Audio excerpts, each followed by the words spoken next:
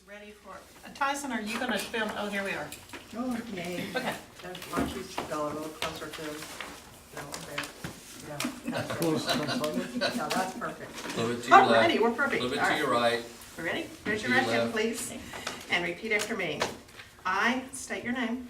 I, Derek Coldarn, I, Danette Marshall, Do solemnly swear or affirm do do solemnly swear or affirm that I will support, obey, and defend that I will support, obey, and defend the Constitution of the United States the Constitution of the United States and the Constitution of the State of Oklahoma, and the Constitution of the State of Oklahoma, and that I will not knowingly receive, and that I will not knowingly receive, directly or indirectly, directly or indirectly, any money or other valuable thing any money or any valuable thing for the performance or non-performance for the performance or non-performance of any act or duty of any act or duty pertaining to my office, pertaining to my office, other than the compensation allowed by law. other than the compensation allowed by law. I further swear or affirm I I further swear or affirm that I will faithfully discharge my duties that I will faithfully discharge my duties as a city council member as a city council member to the best of my ability. to the best of my ability. Thank you. All right.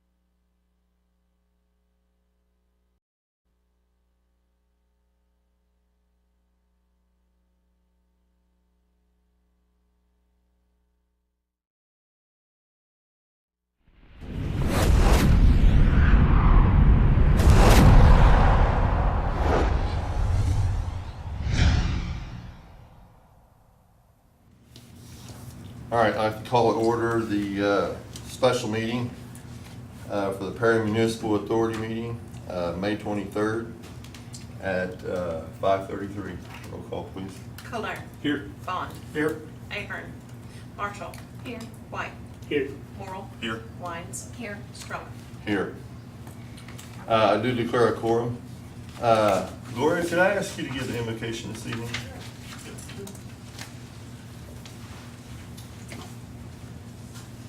Father, we're so thankful for this day that you've given us, and we rejoice and we're glad in it.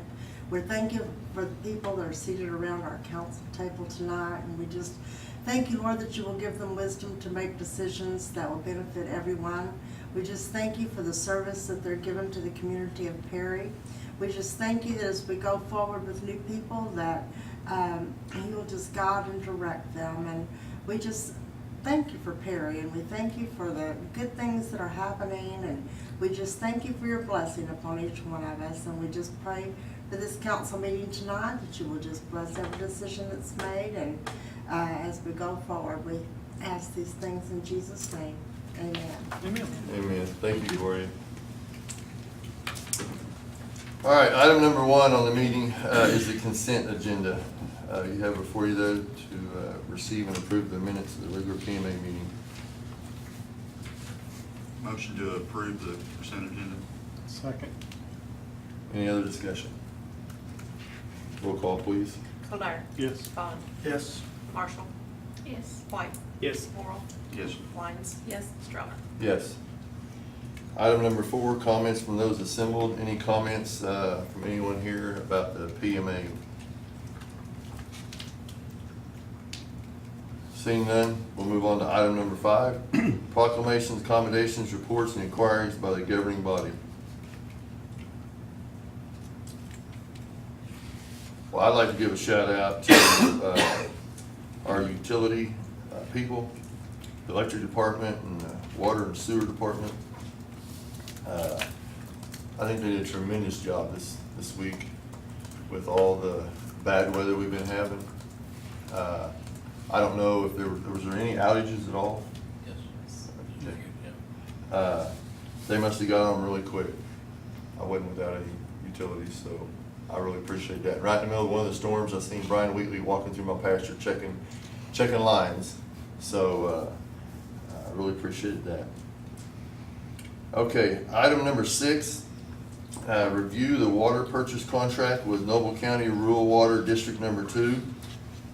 I would actually like to move on from that item to item 7, and I want to recess that item until after our executive session, because there'll be some items in our executive session that I think that will pertain to that item.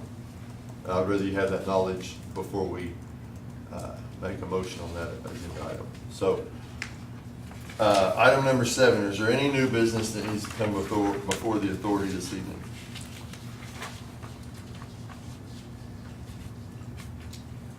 Seeing none, the PMA will stand in recess, and we will move on to the regular council meeting.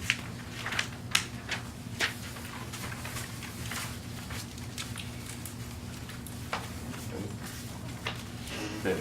Call to order the city council meeting for the city of Perry, May 23rd, 5:37. Roll call, please.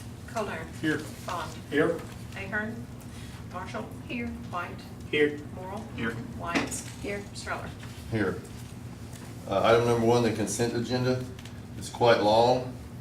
If there's anything we want to talk about, you're more than welcome to do so. If not, we'll accept the motion to approve. Move to approve. Second. Thank you. Roll call, please. Kohler. Yes. Bond. Yes. Marshall. Yes. White. Yes. Morrell. Yes. Wines. Yes. Stroller. Yes, thank you. Comments from those assembled. Are there any comments from anyone assembled here this evening about the regular council meeting? Seeing none, we will move on. Item number 5, proclamation, accommodations, reports, and inquiries by the governing body. I will give a shout out to the rest of our crews, the police department and the fire department. other crews that were not considered in the part of the PMA. I think they did an outstanding job. I went around the town after the weather myself and kind of checked things out. I seen some of the fire department out moving around. I seen the police department out, blocking water and street department. So I appreciate everybody that worked together this week. Item number 6, the city manager's report. Thank you, sir. I want to touch on just a couple of things. With all the rain lately, we've had to push back our pool opening from Tuesday until Wednesday. If all the work that needs to be done for the pool is completed and we can open on Tuesday, we'll have a soft opening on Tuesday. We'll make certain everybody knows that by social media. The hours will be the same as they were last year. Tuesday through Saturday, 12:30 to 6. We just don't have the staff to be open on Sunday or any other. I wish we did. We filled our last position. We had an interview for our last lifeguard this morning. So we're barely squeaking by with what we have. I wish we could do something different, but that's just not the case right now. Will we continue to try to hire? Yes, sir. Okay. Yeah. Also wanted to bring up the advanced metering infrastructure, AMI. So far, to date, we have installed 2,000 water meters. We probably have another 500 that are left to install. Electric meter installation started Monday of last week, and already they have 800 meters that they've done. Of course, electric's a lot faster. Pull something out, put something in, and move on. So we still have 2,000 meters left that are electric meters. That's going really fast. The overall project's end date is June 16th and 17th, and we think we're going to meet that just fine. So we'll be looking forward to that. Street improvement, 600 block of Grove. They've already started putting lines down the middle of the road, and think that if not next week, it'll be the week after that we start our program, street improvement program, with those projects that are left over from last year, because we couldn't finish those because of the weather. And a lot of rain. We had a lot of rain last year as well. So that's where we are right now. Any questions or anything? Is PMI also, you may have said, is PMI doing the electric meters also? Yes. PMI is our subcontractor, and they're do the water meters and the electric meters. I do have a real quick question. BMAC, I think we had a tournament last weekend. Yeah, do you have any updates on how those are going? They're pretty full. Saturday was a washout. Sunday they did well. What's interesting is the Brenda McClarty Memorial Tournament comes up 1st of June, June 1st and 2nd. They have 35 teams. Cool. From adjoining states as well as here in Oklahoma. So we're excited about that. So the issue they were having is, are they going to start, because they have so many teams, they're going to start Friday night or are they going to start Saturday? So That's a good issue to That's have. not our tournament. We just have the facility out there, but it's going to be great. We just hope the weather holds, because it was good last year. Now it's even bigger this year. Thank you. And that's one of the things that Lee Harmon, our manager out there, tells me when he has new folks come in that have never played at BMAC before, they say, wow, where have you guys been? And one of them was, I think that was at the last tournament, said, you know, we didn't thought about coming up here, because it's basically, what does Perry have? Well, we have BMAC. And so he said, we'll be back. So we're excited about that too, the future that's going on with that. Thank you. Yeah. I think Lee was a great hire for that position. You know, he played baseball all over the state with his kids, and he has tons of connections. I talked to him. It was one of his one-day Sunday tournaments, and he said they were parking darn near to the railroad tracks. They were parking across the street to the north. There's just no parking, and that's a great problem to have. You know, there's that many people that would show up to Perry for a ball tournament. So I think it's a huge plus for City of Perry. That it? Yes, sir. Thank you. Sir? Chief Financial Officer. Well, it's good to be here tonight. I'm glad that you guys all survived the tornadoes and all of the nice weather that was around. I mean, and even though it's Thursday night, it's not a normal Monday night, we'll make this work. A couple of things that I need you to know, handed out at your places is the first draft, and may I say draft, of the budget. Under the Municipal Budget Act, we're required to provide the governing body a copy of the budget 30 days prior to the start of the fiscal year. So since this is the council meeting, here you guys go. It's an easy time to give it to you.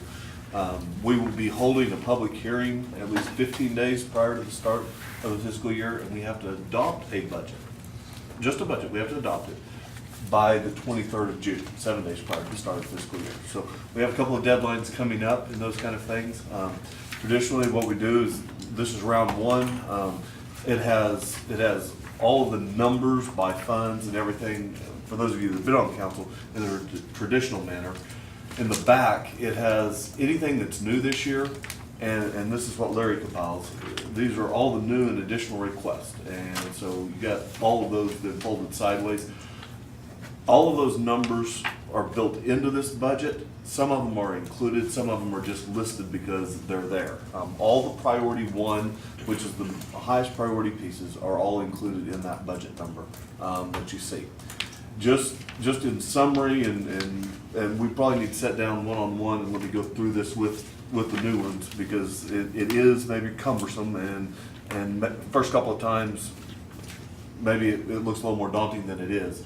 We'll get where you guys can understand this, and where you at least know a little bit about what we're talking about when we get through this, if we'll sit down together. So maybe over the next couple of weeks, we'll sit down, and if you guys kind of give times that would work for you all, I'll be happy to meet and do that. Bottom line, I'm just gonna draw your attention to a couple of numbers. If you look at that net change number, you know, right there on the front page, this is the number that really tells us whether or not we're gonna increase our fund balance or decrease our fund balance next year. Decreasing it is not good. I mean, bottom line, that's not a balanced budget, and what we're gonna shoot for is to try to balance this budget. As you can see, we're about $740,000 short in the general fund right now, and we're about $2 million short in the utility fund. So there's quite a bit of cutting that's gonna have to go on to make these things work. I will tell you, in that $2 million, one of the items in there is the Perry Lake Dam project at $750,000. Because we have not formally identified the funding source for that, that's why it's sitting there. We'll move that one in the next drafts of the capital of the budget. You won't see that 750 staying in the utility fund. We'll move that to the capital projects. But it is something coming up that, you know, effectively we've committed to doing. Now we just have to make sure we figure out what the exact funding is before we send out the letter and tie ourselves to that long-term funding. But that's a big project that's in there. So it's it's still a daunting number, but guys, we've got more than that out of drafts and budgets in no time at all. So just you guys have this. Those of you that want to read it, go for it. Those of you that want further explanation, just get with me, and we'll sit down and go through that. Either one-on-one, or get a couple of you together at a time, maybe, and do that. Related to the financials, you know, some good news for us. You know, relative to sales tax, we did have a little bounce back in our sales tax last month. You know, our collections this April were the exact same, or this May were the exact same collections as last May. So that's good news, especially coming off of the last couple of down months that we've had, and the concern that I had. We are, you know, effectively, whenever you look at it, a little bit ahead of budget through the 10 months. We're sitting at 91% of our budgeted sales tax number. Mind you, we budgeted that to be off 15%. So, you know, just because we're saying in budget doesn't mean that our economy's doing better, but we budgeted low last year. I like to be ahead of budget on revenues always. So it means that we've put in a conservative number in those projections. we should be at about 83%. And if you guys are looking at the second sheet, the budget versus actual sheets that are there, running down that far right-hand column, if any number's greater than 83% in the revenues, that means we're good. If we're under 83% in the revenues, we're doing bad. As you get down into the expenses, same rules. If we're over 83% in the expenses, it's not good. We need to watch our expenses. And if we're under, of course, everything's where we would expect it to be. As far as overall expenses, there will be a handful of budget amendments coming next time. If you're looking like the street department, you see that street capital outlay, we're at 300%. It's because we had carryover projects from last year. We had the bond funds already issued. We're doing these street projects, some of the stuff that Larry was just talking about. But we have more of that to still go, and so we just make a budget amendment at the end of the year. But those funds are already in our cash account. We're just paying them out on these projects that we have. If you'll look down, everything else pretty much is under budget as far as what we'd expect. The ambulance over just a little bit, but that has more to do with some overtime and some timing that we had related to personnel in the ambulance department.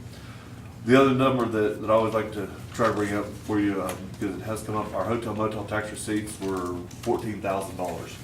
If you'll remember, $18,000 a month is kind of our target number.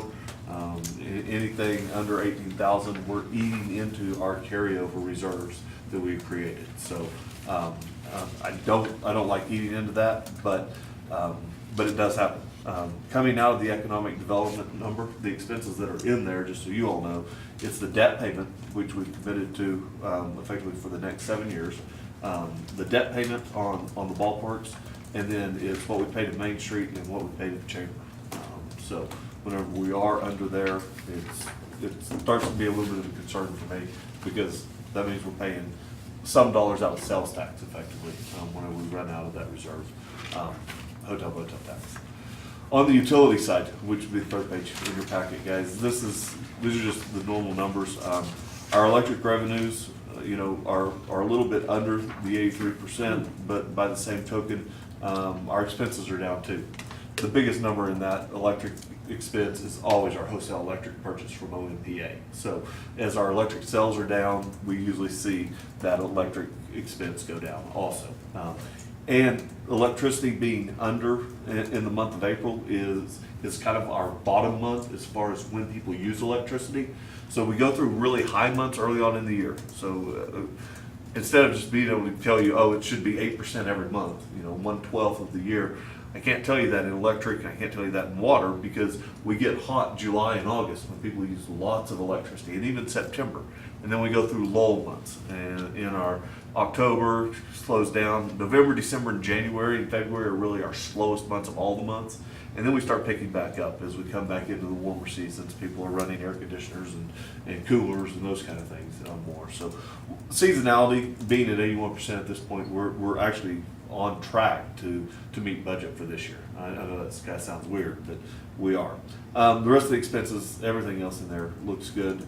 We don't have anything extra special. We did last time get the energy credit, the CUPS program. That's the $20,000 you see down under energy revenue, energy office revenue. So we did get that. They presented that check to us, so we've got that taken care of. Are there any questions related to financials? Anything you guys want to know? I do, real quick. It's hard to recall, but you did touch on the ambulance expense. Not that I want anybody to be sick, but it usually seems like ambulance revenue is above budget. It seems a little low here. Do we have any reasons for that as well?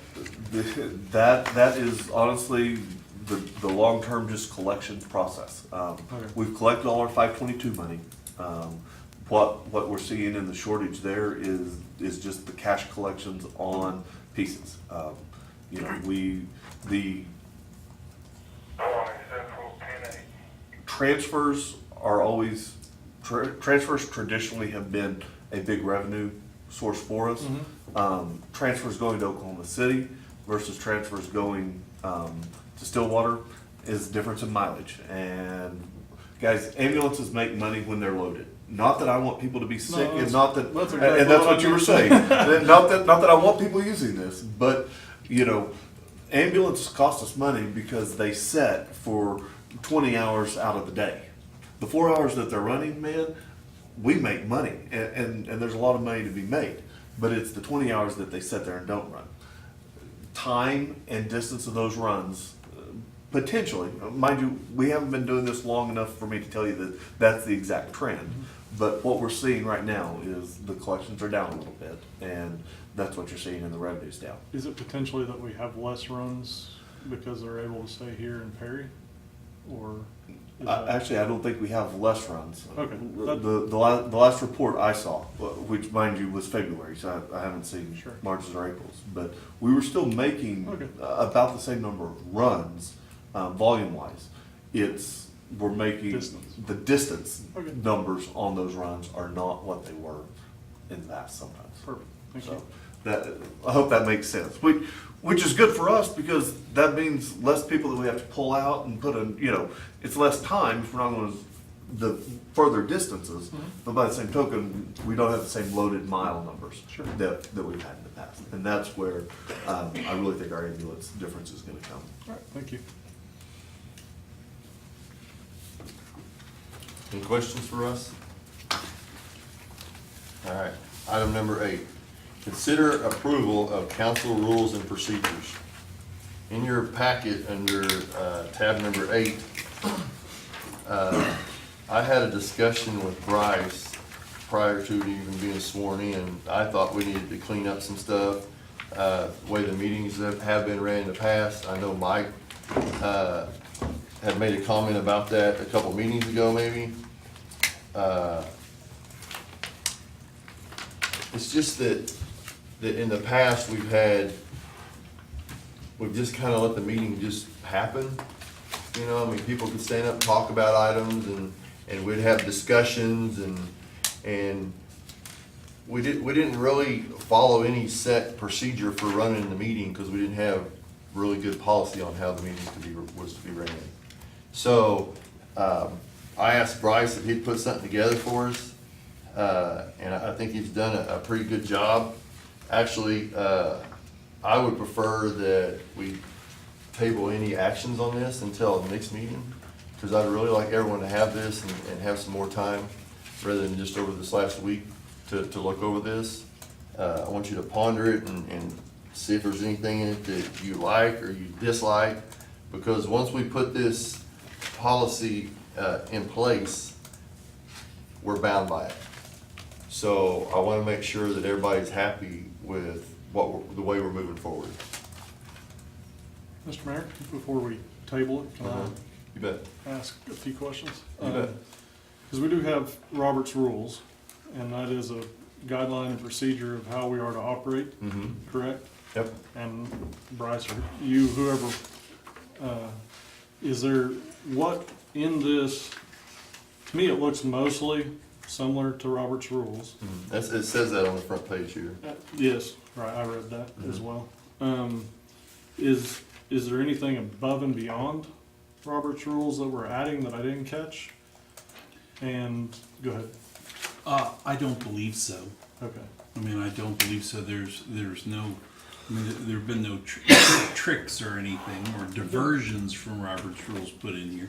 We did mention, some simple things on main motion, calling the question, and that which referred to Robert's rules. So, I did try to kind of simplify it in a section, try to take some of the main stuff that's in Robert's rules and lay it in here. But it, of course, dealt with a lot of other issues, and a lot of the issues are found in the charter or found in the code, and I just wanted like a one source that it could be there. But the answer to your question is no, not that I know of. Certainly not intentional. We do already have to adhere to Robert's rules. Well, we don't correctly? really, we don't really have, we, to my knowledge, there's nothing in the municipal code that says that we do, okay? And so we've never really adopted Robert's rules, We try to conduct, at least and I haven't done all that much of it. Every once in a while, I'll make a point of order and do it, but it seems like the council, at least the new mayor, wants to conduct this more as a business meeting. And you know how we've done it in the past, as we're talking, we just allow anybody in the room to offer things without coming up to the podium, without addressing it. In this procedure, if you have something you'd like to speak to, you would sign up on a sheet. It isn't that if you just happen to come to the meeting and you signed up on the sheet for number 9, well, heck, that's kind of interesting. And number 10, let me tell you what I think about that. And number 13, I want to tell you what I think about that, because they just happened to come here to talk about 9. Now, that's the way we've done it in the past, okay? And that's okay if you want it to be that way, But what this is making it more formal, making it more like a business meeting, but of course allowing anybody that wants to speak to an item to speak, but in a more organized fashion. And I think, Mike, that's what you asked for.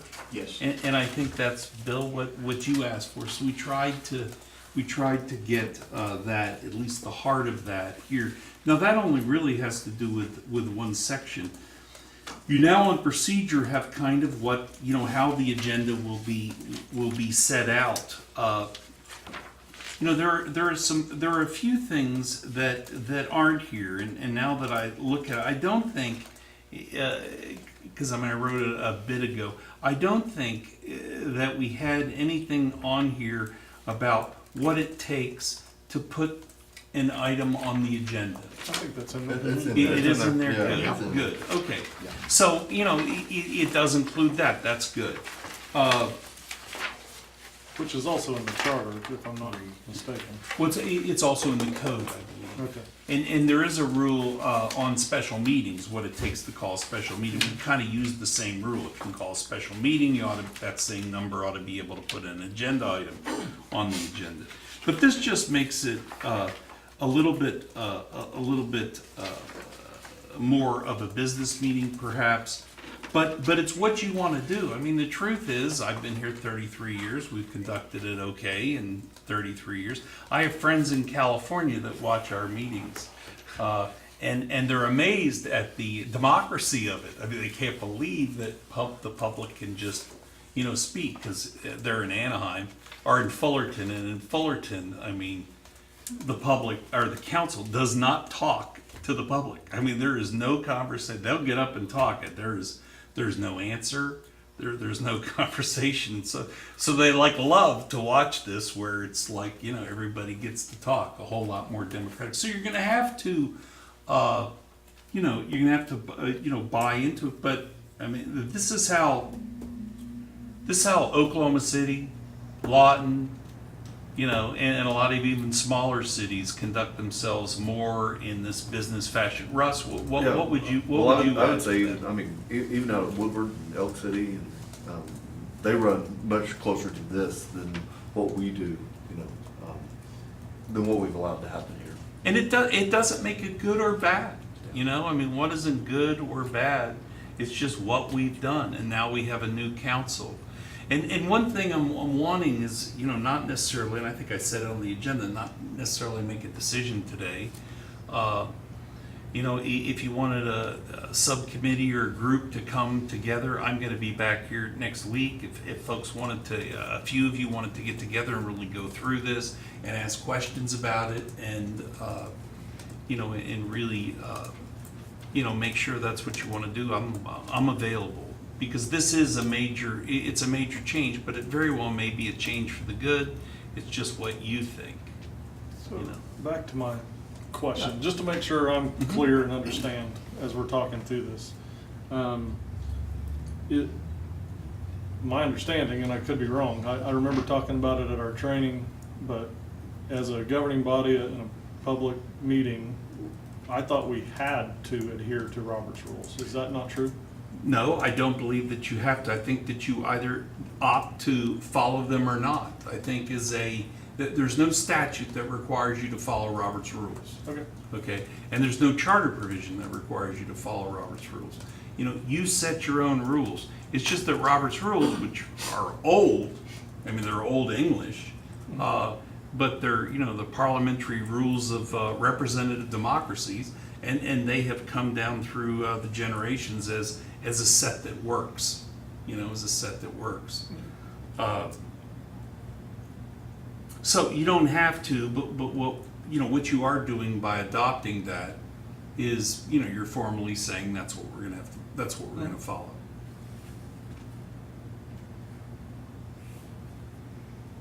Would you be opposed to a small committee getting together and? We talked about, really going? we talked about one day this week that a couple of us could get together and talk that over. I'd be happy to do that. I'm gonna be here early Monday morning and late Monday, and then I'm gonna be back for a Are you sure you're going on Tuesday. Monday? On Monday. We talked about like Be in 3 o'clock Denver. on Thursday, I think. And, we and then said. Thursday, I've got a hospital meeting over here at 5:30, so I'll be here in the afternoon if there's any interest in doing that, maybe 3 o'clock on Thursday. We're allowed to volunteer? Absolutely, yeah, if you're I would interested, like yeah. to. Okay, Same. okay. We have to be real careful not to get too many, because then we have a quorum. You're right. Well, or if you have a quorum, we'll post it, But this is an ad hoc recommendation only, so you don't have to post it. If you do have a quorum, you do have to post it. So who wants to be there? 1, 2, 3? I'll be there. I mean, if a lot of other people are How going. many is it? Well, heck, let's just have a little study session. Yeah, let's just post it. Let's have a study session at Yeah, I 3. do too. Let's have a study session at Post 3, it and let's do it. and we'll come here. And Okay. whoever can make it, and, Yeah. but I think we need to do that. Okay. Three on Can I- Thursday or Tuesday. Can I On ask Thursday. time what, just as a general for everybody? Does 3 work for everybody? Yeah. Or another thought, since we have a new council, just throwing this out there, if you think it's necessary, is maybe a quick talk, since we're making it formal, is about our, not a planning session, but what we've talked about and kind of maybe talking about having a future planning session again. We can do that. We can't get the meeting too long because some No. of us got a hospital meeting Okay. right after that. And so. planning commission will be here The at planning 5:30. commission too, yeah. That's why I threw the timeout is maybe bumping it to 2 if everybody's available. Well, I can't be here too, I so. won't be able to. Okay. Just a thought. Good thought. Maybe a different day. One of the things that I wanted to clear up, just so you guys know ahead of time, is that this is our meeting that we're having. The public is more than welcome to come to our meeting and watch the meeting, and if they want to address an item, that's fine.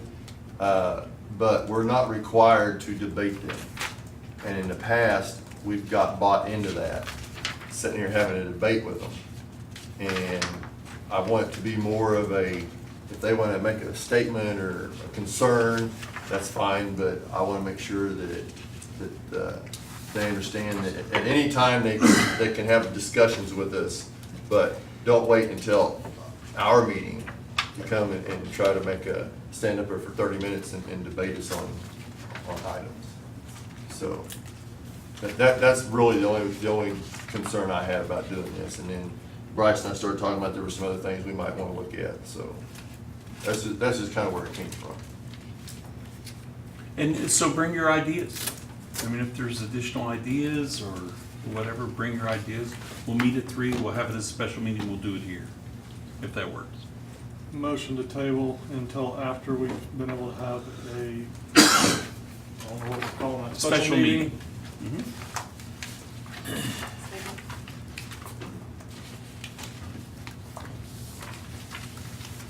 Roll call, please. Kohler. Yes. Vaughn. Yes. Ahern. Yes. Marshall. Yes. White. Yes. Worrell. Yes. Wines. Yes. Stroller. Yes. Thank you. All right, item number 9.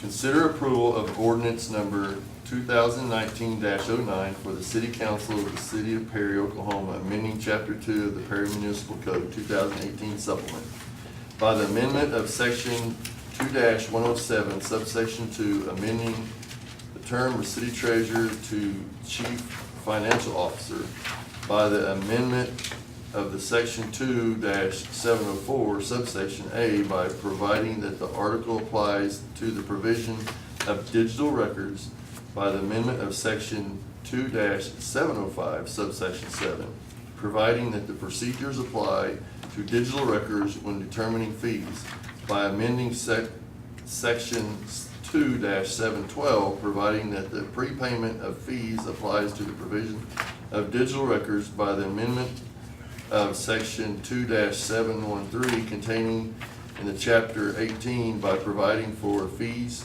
for the digital records and providing for increased costs of certain records, providing for repealer, saving, codification, severability, and declaring an emergency. All right. This is this the one that we held over from last time? Yes. This is the one we held over from last time, last session, or meeting, because we didn't have enough people to do the emergency. I could just briefly state, this really is bringing our code up to speed with digital records. I mean, right now, we don't have a way to charge for providing digital records. It takes time, it takes the same time. You're just missing a 3-cent piece of paper, 2-cent piece of paper.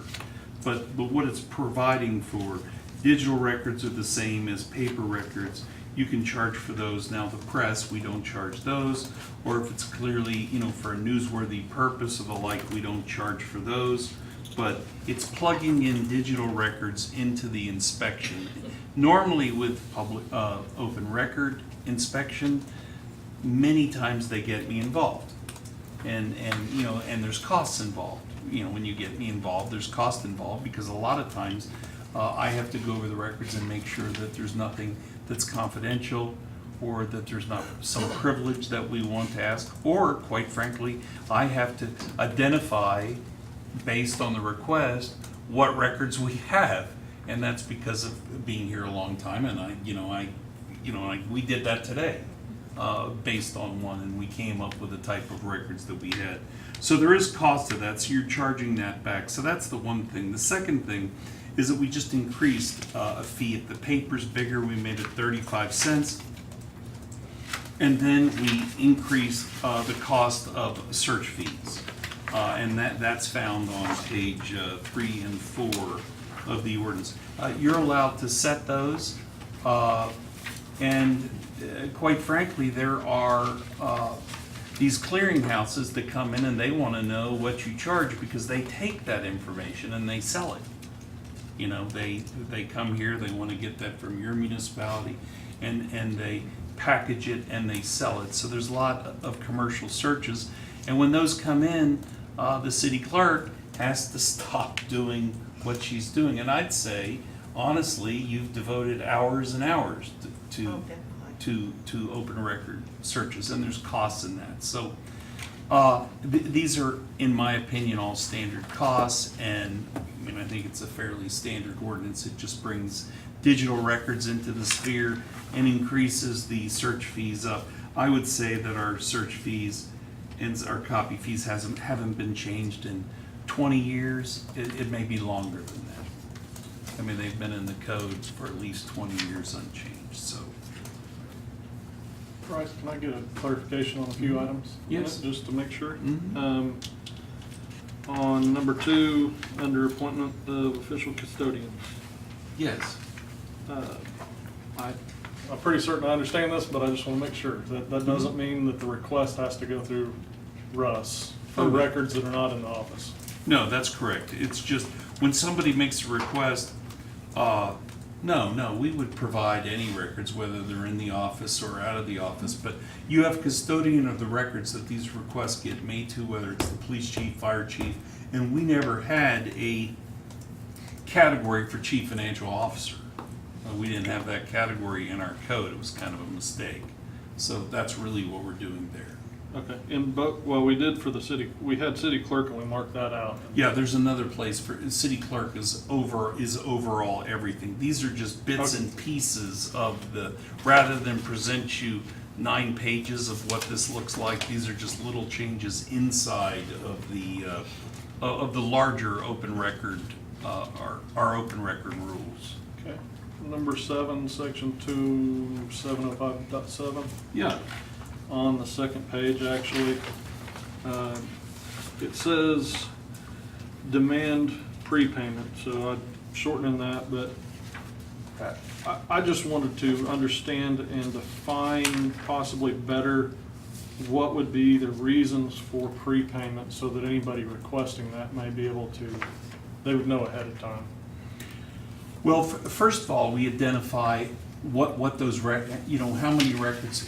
When somebody asks for records, we have to go, we have to comply. So we're in there searching records.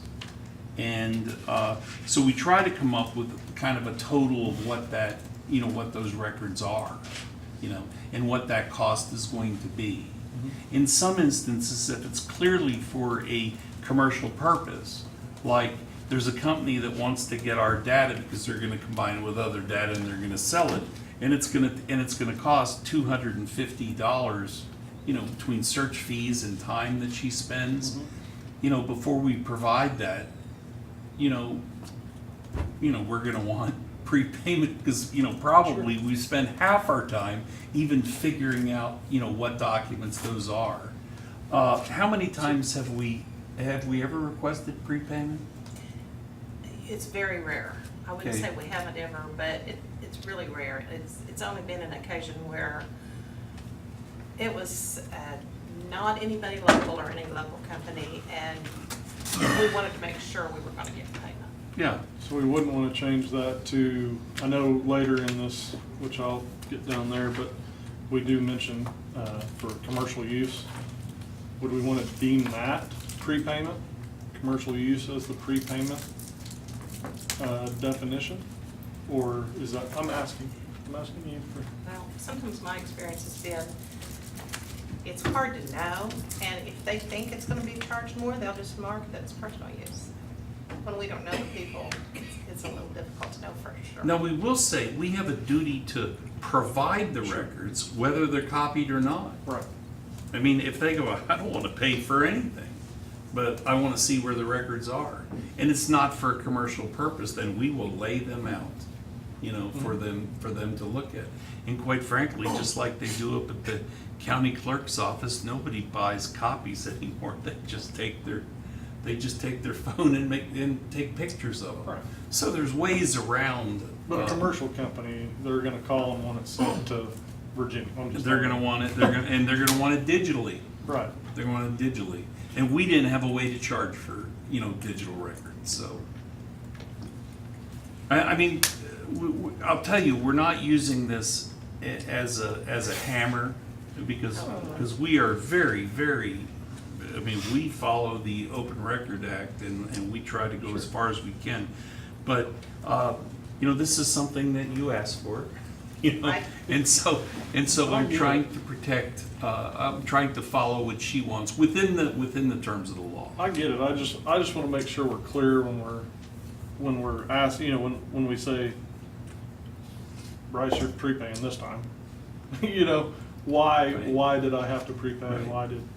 I don't know, I kinda like the idea myself, but the way I think of it is that you come in and make a request, and then Dixie goes and researches it, and then you find out, never mind.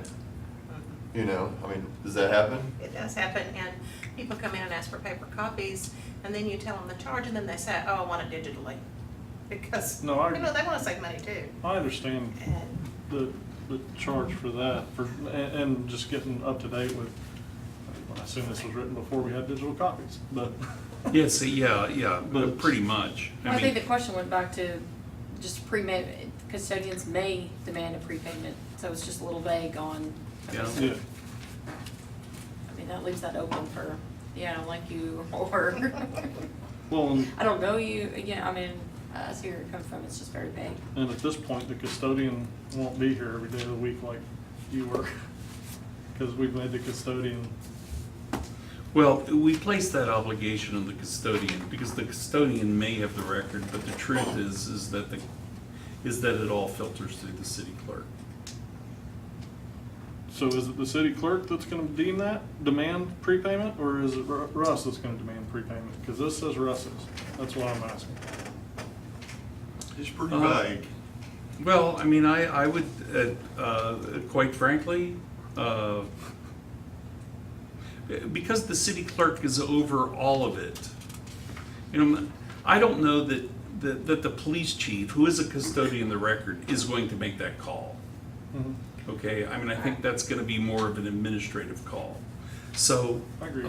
to be more accurate, you probably could say, the city clerk, may demand, repayment of a fee, because that's where it's all gonna focus. I have a suggestion. Yeah. What if, because of the vagueness, and I get what you're saying, and instead of saying may demand, you set a floor, like, you know, if it's Greater than. going to Yeah. be more than $25 or $50 or whatever number you want to Okay. say, then we require I like that. prepayment, I like that a lot. So greater than, whatever number you want. I don't No, care. I'd like your feedback on that personally. yeah, what do you think? Because I mean, we don't know what the normal charges are. I Right, mean, we don't know yeah. how Yeah, much. I If would it's a say- waste of time, then, yeah, no. $25, Okay. I mean, 25? yeah, a lot of things are less than that, because, you know, it's a quarter of a page, a lot of times, it's just $5 or something, you know, and that's not a big deal. But I think if it starts getting. Greater than $25? Are you're okay? I mean, I know you suggested that Yeah. sounds good. Oh, Okay. yeah, I Yeah, actually that's think good. that'd be great, because then I have something to fall back on to show them, this is why I'm requesting that. Right, and that's what concerned me, is we didn't Yeah. have a So I think definition. it'd be great, I think it's a great idea. Especially if they come in twice, and one time they do have to Right. prepay, and one time they don't, this way it's clear. Section 2-713, items 1 through 3, I just wanted to understand better on those. To me, it basically ends with per page sent electronically. I don't understand how it costs us any more depending upon the size of the page, what we're sending electronically. Just a, That you're able to charge more for a larger copy, but what you're saying is absolutely true. It doesn't cost you any more to send a larger Right. document than a smaller document. and I mean, research too, I think that's still the same time, no matter the size of the document, right? So I think what you'd say, Now, let's see. you would put a period, under 2, you would put a period after inches. And then, if you wanted to do that, under 2, you'd put a period after inches or or a semicolon and cross out or per page to be sent electronically. Right, And then you'd pick that up under 3. as well as on 1, we would need to do the same, right? Strike out page. Yeah, I would agree. And then, Yeah, same thing. is that the way I look at it, is 3 is for anything that's sent electronically? Is Yes. that the way I'm seeing that? Yeah, Okay, page sent on, without regard to size. right. Yeah. Same section, I guess. Page 3, down at the underline 2. Yeah. Can we define better what an excessive disruption? That, You know that language is right out of state law. I mean, that is state law language. I mean, in fact, I could put it in quotes because that's what it is. How would I know walking in what an excessive disruption is? Well, that's the way the legislature writes, and they didn't define the word.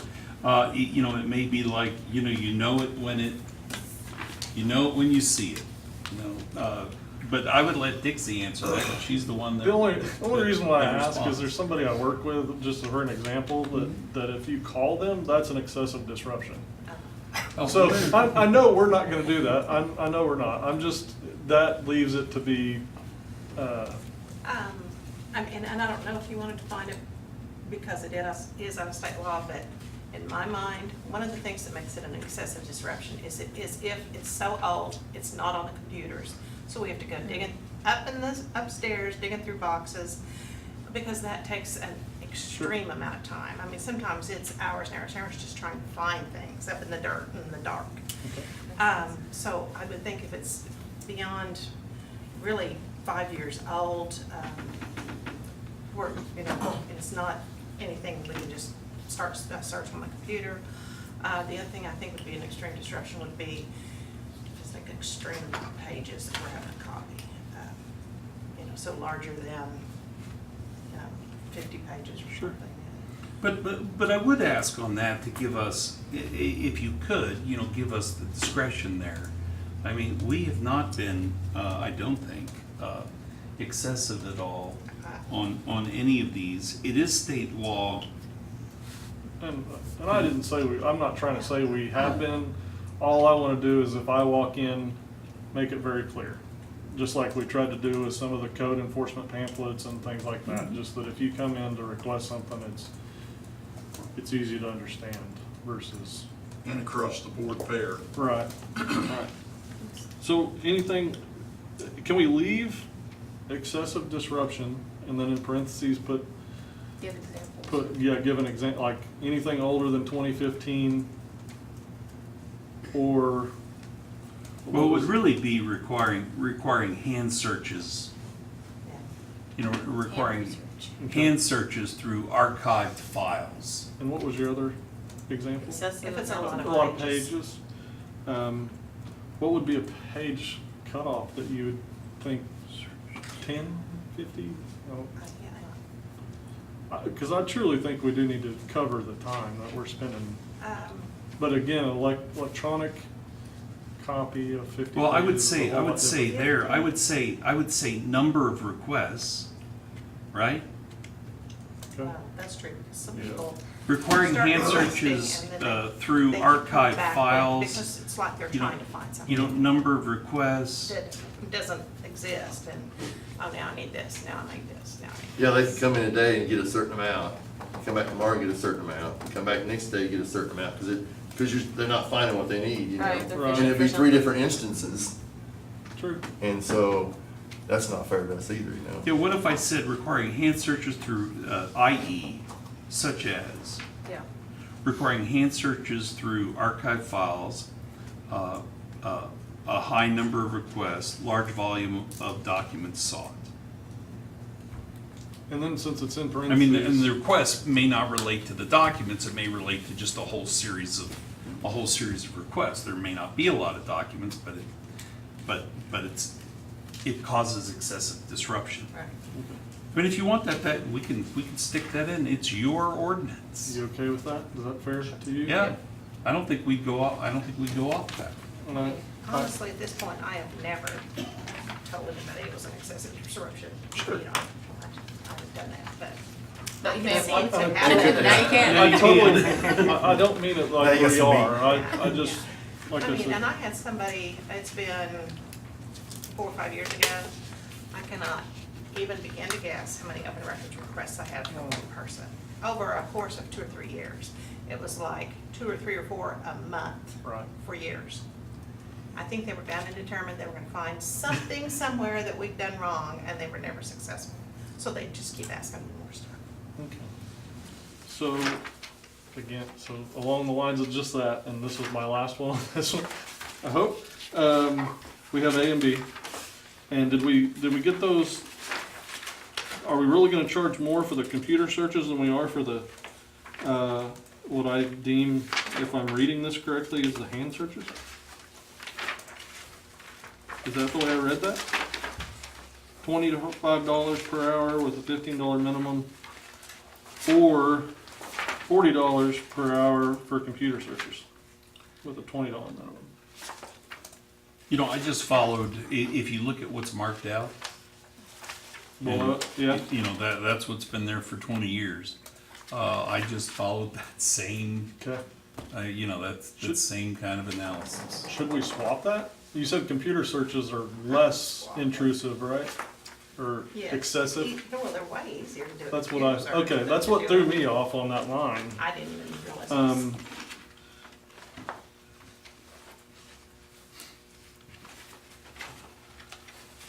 Well, we can do that.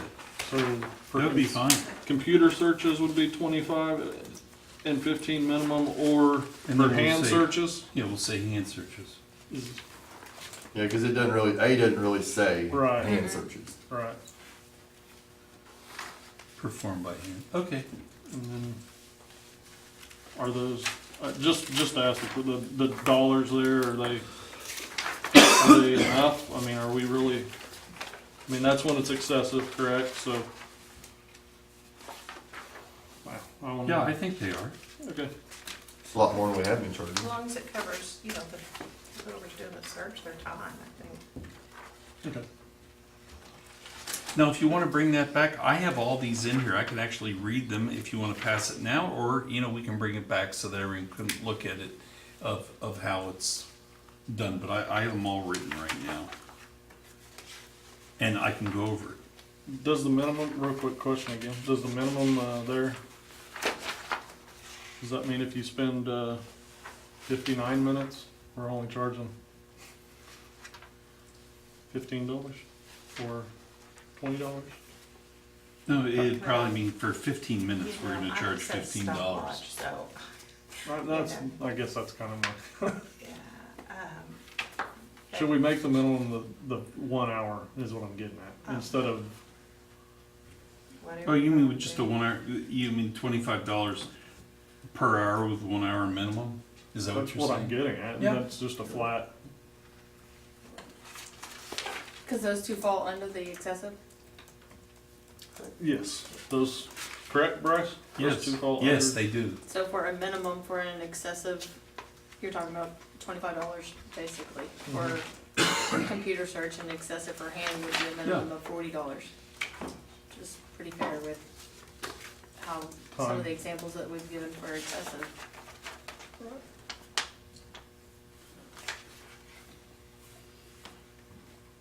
I'm okay with you reading what we, or I can try and hit those What, items. if you- repeat what you're talking about on the minimum. So right now, it's worded that it's a, so B, I'm just gonna use B as an example Mhm. there, does that work? We have a $40 per hour charge, and then a $20 minimum. Mm-hmm. If you took that for a literal term, then you could spend 59, which she said we're not timing it down to the T, but you could spend 59 minutes doing the search and only get the $20 minimum, because it didn't take you the whole hour. Mm-hmm. So instead, just making it a base fee of $40 per hour, I agree. and as well as A being the $25 per Yeah, hour. just do away with the other minimum charge. Right. And it just starts out that way, saying we're gonna, it's Yeah, excessive if you- anyway. If you do 30 minutes work, it's still gonna be $25. And it's That's excessive your minimum. anyway, it's likely gonna take you more than the hour. I agree, totally. Do you want me to hit on them, Bryce, or do you want? Well, I have them written, so, I mean, if it does, 2.712, custodians may demand prepayment of the fee if the cost will be greater than $25. Section 2-7131, we're crossing out the words or per, under number 1, we're crossing out the words or per page sent electronically. Under 2, we're crossing out the words or per page to be sent electronically. Under 3, we're adding the words at the end of printouts without regard to size of the page. Actually, we'll say size or type of page because it mentions computer printouts. The next page, under 2, it's marked at the bottom, clearly would cause excessive disruption, parentheses, i.e. such as requiring hand searches through archived files, comma, a high number of requests, comma, large volume of documents sought, end parentheses. Under A, it would read $25 per hour with a 1 hour minimum for computer searches, or $40 per hour for searches performed by hand with a 1 hour minimum. So moved. Second. Does everybody understand? Sorry it takes so long. No, No, it's no, good. it's better. That's good stuff. It's good. Roll call, please. Colbert, Yes. Bond, Yes. Hager, Yes. Marshall, Yes. White, Yes. Moore, Yes. Wines. Yes. Stroller. Yes. Thank you. Okay, yeah, motion on the emergency. So moved. Second. Colbert, Yes. Bond. Yes. Ahern. Yes. Marshall. Yes. White. Yes. Wall. Yes. Wines. Yes. Strong. Yes. Okay, item number 10. We passed this ordinance last meeting, and we couldn't pass the emergency because there wasn't enough people present, enough council people seated at the table. So the ordinance is already passed, okay?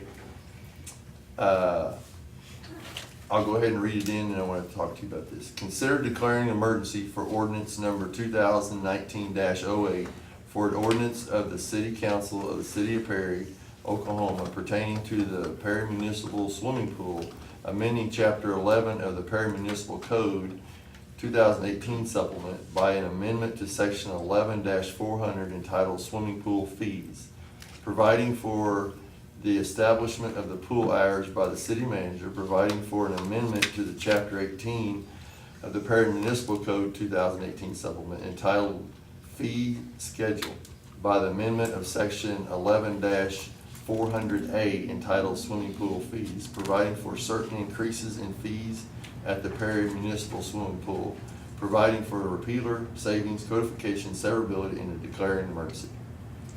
All right, basically what this is asking for is for us to declare an emergency. But Bryce had a discussion with Brenda today, Stotts that runs the pool. And the way this is written, Bryce said that we can change the ordinance if we wish, and make it a little bit better definition. It says in the ordinance that 18 and under are $3. And Brenda has said in the past, it's never been really a written ordinance, but 4 years and under have always come in for free. We've never charged for anyone under 4. But now that we don't have the kiddie pool over there working anymore, she would suggest that we don't charge for any child under 2. That any kids like 3, 4, 5-year-old kids could probably get in the shallow end and play and have a good time. But a child that is under 2 years old is probably going to be, we're going to charge for the mom to come in or the dad or whoever brings it, brother or sister. But she would like the ordinance to say that 2 years and under, that we wouldn't charge for that. Or that we just direct Larry, something with respect to young children. Now, it might be best to put it in the ordinance, but as you can see, the ordinance has always said 18, it's always said, it said under age 18, and we have let the children come in, under 4 and under to come in for free. But that's when we had a kiddie pool. We don't have a kiddie pool now, so that wasn't brought up to me when I, made this simple change. And I just, the pool's about to be open. What do you want to do?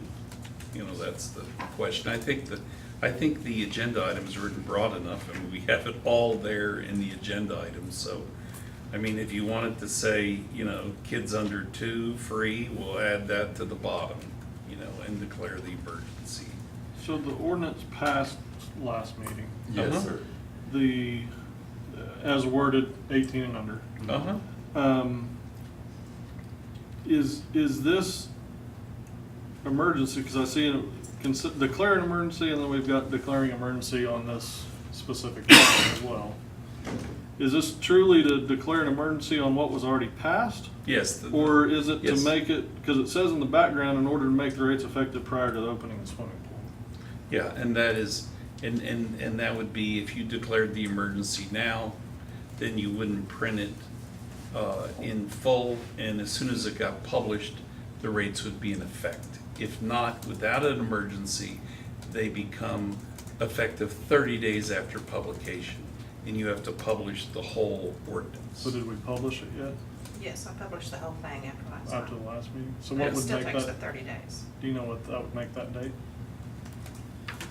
The only reason why I'm asking is, I wonder if it would be nice for the people to come and have some notice instead of showing up with $1.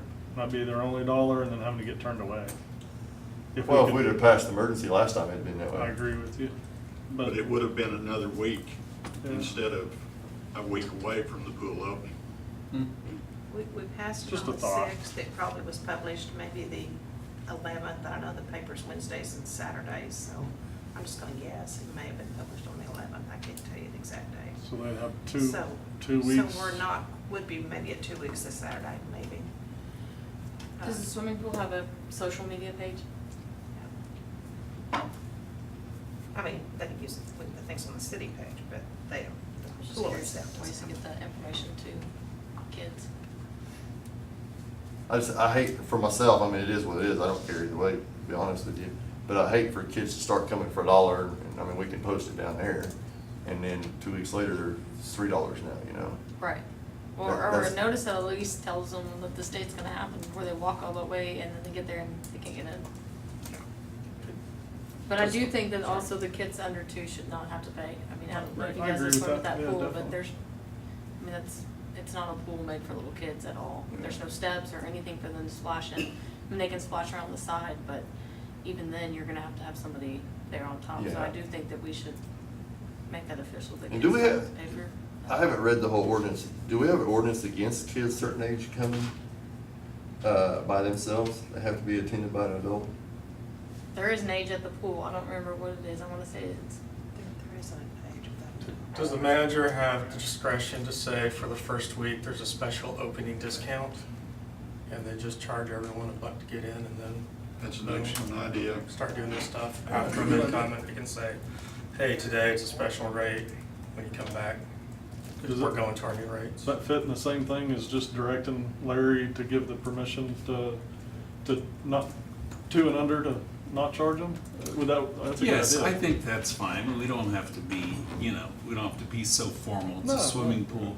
And, if you wanna have a free week, or the old rate week and let everyone know, that's fine. Okay. Is that okay with you, Larry? Yeah, I like that. I've done it before, and I think it gets folks that normally won't come, Mhm. do come. Okay, So I'm good with that, certainly. good idea. And I also think allowing you some flexibility as to who comes in free. I mean, is the children's pool ever gonna get fixed? Probably not. Okay. Not in its current configuration of the pool. I can remember, I don't remember the expenses, but I remember pre-you, I remember that there was a pretty good expense to getting that fixed. I don't remember exactly what it was, but Is that a plumbing issue, or is it a there was some pump kind of issue? lines or something broke, and you gotta jackhammer up the cement, and Yeah. it's a They have to pretty- be separately filtered. Is that the issue, that we had it filtered under the same? Correct, yeah. Because that's normally the issue. Children pools have to be separately filtered from the swimming pool, and that's where the cost is. I mean, I don't know, but I've run up on that issue several times. Every pool that I've built has been that way. Yeah. It's been separate. Yeah, but the old ones weren't. That's correct. Yeah, and the old ones weren't, so I'm sure ours wasn't. That pool is really old. I mean, it was there when I was a kid, and that's like a long time ago. No comment. Yeah. I'm sure there's a lot of us this older in here that's swam in that pool. But it kind of reminds me of my conversation with my wife and the washer and dryer, A washer and dryer can nickel and dime you to death. And finally, you just have to say, or not put any more money in it, yeah. And so, anyway, back to where we're at.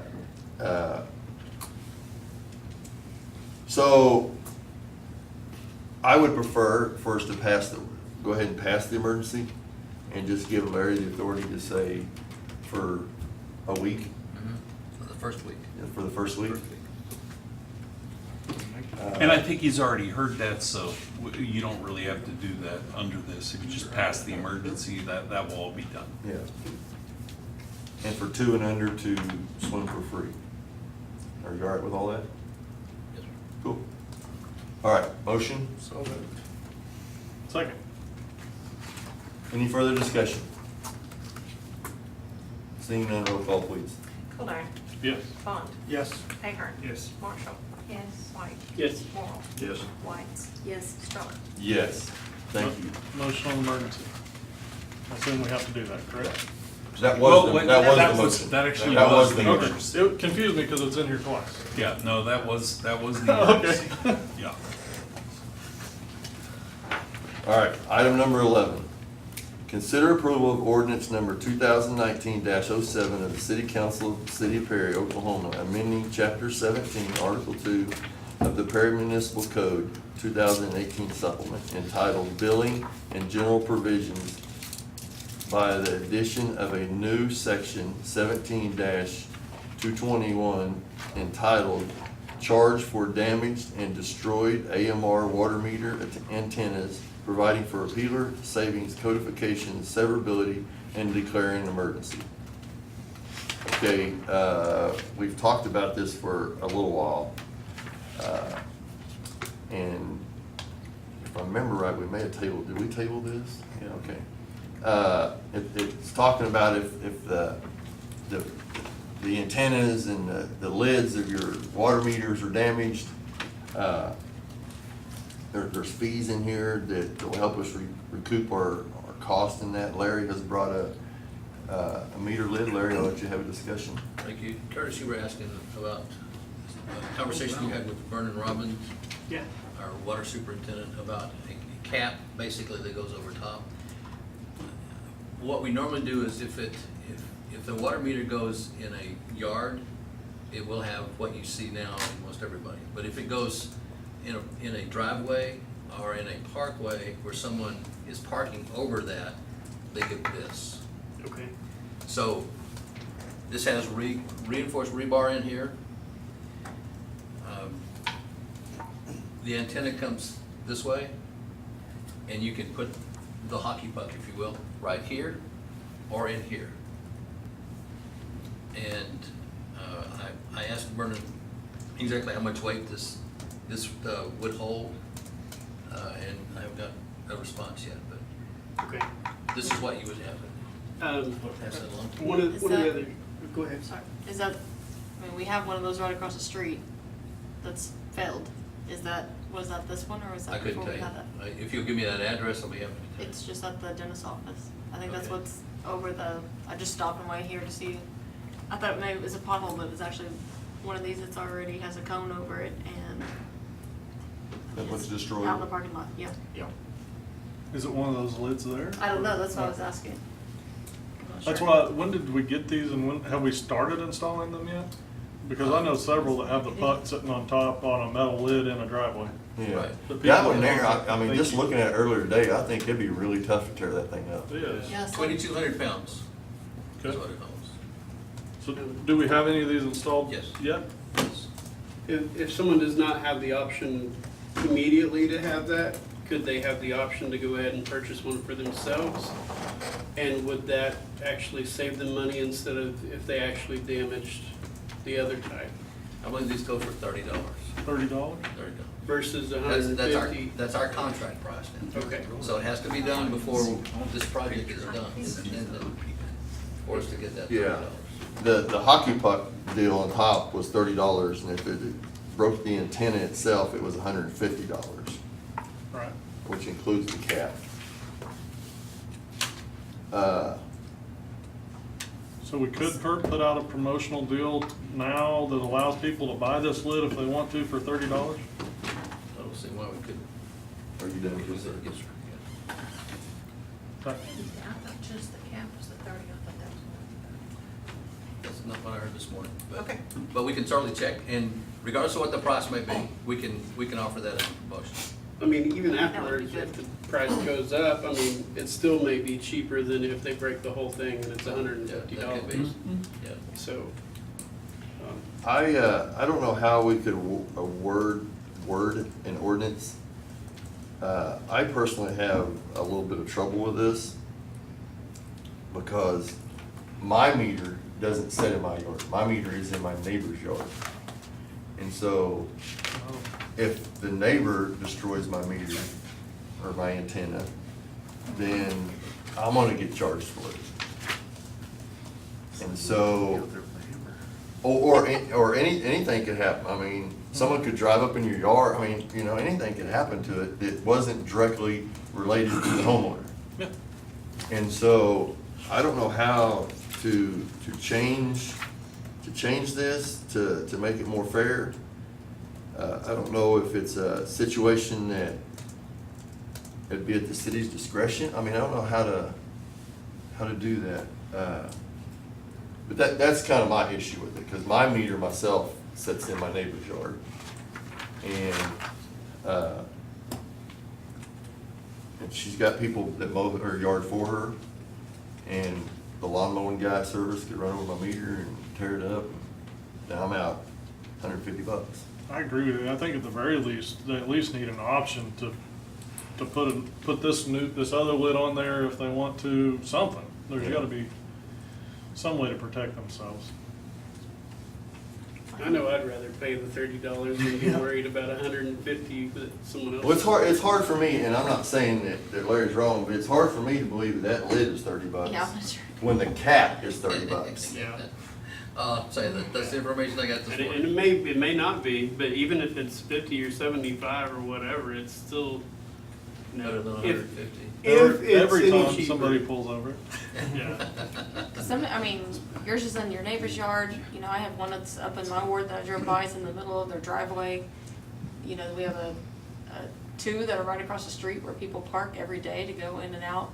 At my church, at the church, Nazarene Church, it's in the parking, right where people pull up park. So, and I know, where we're at, right over here along in front of the Journal, I believe, Gloria, isn't that accurate, that they're actually out in the parking there? We've got several of those around town, Yeah. plus even residential Residential. driveways that have Yeah, them in the driveway. And again, it's like yours being in the neighbor's yard, they can control their vehicles, but what about the UPS guy that pulls in? You know, that's the other tough thing there. I mean, at the same time, I mean, I understand as the city, we can't be out there Right. just replacing these every day. No, if I something agree happens with to you it, 100%, Jamie, but If we have something that's more robust, you give that as an option. Okay, if you don't wanna do that, then you're kind of taking risk at your own hands. That looks like it would hold up to a mower. Ours is in our yard. I mean, I'm sure my husband would do great, but I'm probably not gonna do good with it. that would be your excuse not to Yeah, I don't have have to to mow. mow anymore, but you know, I mean, I think it helps take out some of the risk if we go ahead and just upgrade to that. I mean, I think that's the best that we can do to, here's an option, and if not, you know, put cones around it so that, I don't know what else to tell them, but I think we do need to look at a more robust option that we have out there, and we run it as a promotion in the beginning before you have to pay $150 to get it replaced, but Who's gonna install it? The new ones, the Allen. Jeff Wines at the Wines residence. I don't know about everybody else. I mean, is that, I'm sure the city would do it. We want to make certain it reads right and everything's kind of connected correctly. so all these that have already been installed, they wanna get the more robust one, the city has to come out and change it, and so now we incur another cost. And then what do we do with the new one that we just put in? Yeah. Could we say something like, the first time it gets damaged, the city will replace it with one of the super ones. After that, then the homeowner is responsible for the cost of the unit. As long as- Good?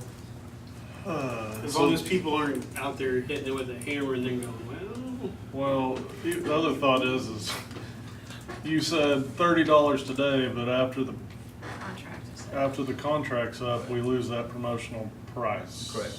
So The contract price, yeah. be hard to say that we're gonna do that not knowing the cost 2 years down the road. Cause we wouldn't buy all the lids and just set them here unless we're just gonna go. Yeah, ahead and I install think them. I appreciate what you're saying. Yeah, no, I like that. I like the idea, but there is that cost. Yeah. You know, I think that if it gets destroyed, that we would be willing to go out and replace it with the same lid that's there now. Or if the homeowner at that point would choose to buy the other lid, they could do something like that. Except for it doesn't give them the option to upgrade That's- at the promotional time when we're getting the lids Well, cheaper. that's that's part of the issue, you know? How long is it taking them I mean, on that one, obviously, your slots cut, your holes cut, everything's prefabbed on that. So basically, you unscrew that antenna and it slides in there, and then you put it back down and you're good. Correct, so it's faster than the other, So, the regular way, yeah. so it's not even taking them probably 10, 15 minutes? Right. So what if you did like the price of the lid and then like a $10 fee for installment? Okay, we can certainly look at different options. I like that. But depending on when, are you talking about now? Well, I mean, Because we gotta find out what the cost of the lid is. I just Yeah, can't I figure should it say- out cost True. $30. That's why I True. said the I price mean- of the lid, because we don't, I'm just saying in general, once we find out what this for sure costs, Yeah. whatever that lid will cost us, plus a small fee for the install. Mhm. That's what I'm saying. I mean, if it's $30, I think you're way smarter to pay the $40 you're talking about. Well, even if it's 50, you're still not looking at $150. You're still looking at $150. What about those that could not get their meter installed? We couldn't get our meter installed at our house. The guy Why? couldn't do it. He said he couldn't install it because something was cross-threaded or something like that. Well, then the city's gonna have to go out and rework your meter. Do they have like a list of Yes. people and they send it? Because when they go in, when PMI goes in to install, if they can't install it properly, they return it to it's called an RTU. It's called, return it to the utility. So it's all put on a list. We have a master list of that and electric meters. So now they know that they can't do that, they being PMI, probably within their contract time. Yeah. So that comes back to us to take care of.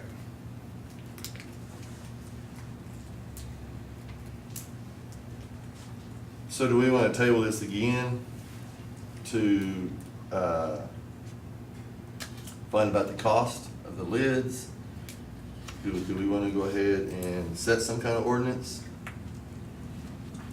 I would like the opportunity to get you more information. You should have all the information before you make a decision. The problem we're gonna run into is our promotional Mhm. timeframe is not gonna be very long if we. Well, they have till July, middle of July. I thought you just said the middle of I thought you June. said middle of June. That's when it'll be finished. Okay, but the, Yeah, they They're may gonna be be finished finished with their before their- contract time. before the I 120 thought you days. said the contract was up. Right, yeah. Okay, because So- I was looking at the clock running down. Right. Yeah, me too. You looked at that, No, you it's looked not at the this- middle of July. Middle. Yeah, they wanted it done, finished. They wanted it finished way before their contract actually ends. Okay, How many of these lids do we have on hand right now? Couldn't tell you.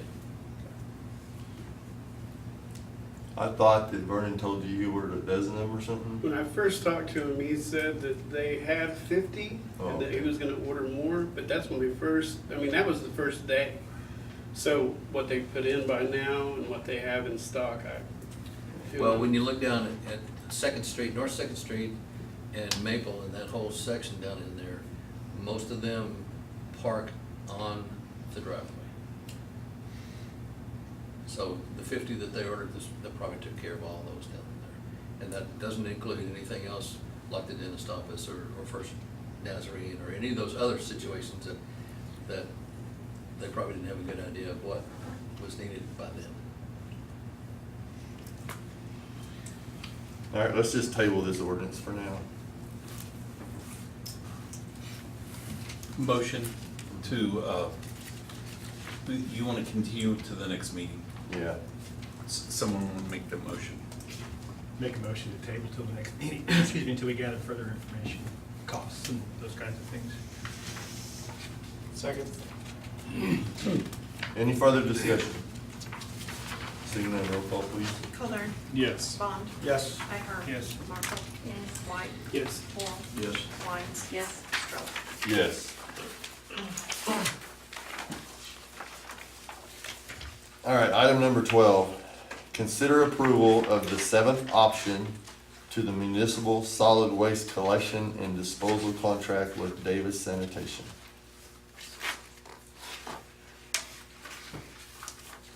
Bryce, you wanna talk about this a minute? Sure. We have a love and hate fest with Jim Davis. We we use him, and then we decide not to use him, then we always come back to him. But Jim has given us a contract with a series of options in it. We've been exercising the options every year. Well, the past couple of years, that contract does provide that each option we exercise, he can increase the rate by 2%. And I believe the last 2 years, we asked you not to, and you agreed, last 2, right? Yes. So, that's something when you talk about, what it compounds and what those cost of livings, were during that time. But, his contract here is a little bit different. We have tried to bid it before, and under the contract, if you bid it, if you guys go out for bids, that's okay, you can do that. But if you do that, you lose the options.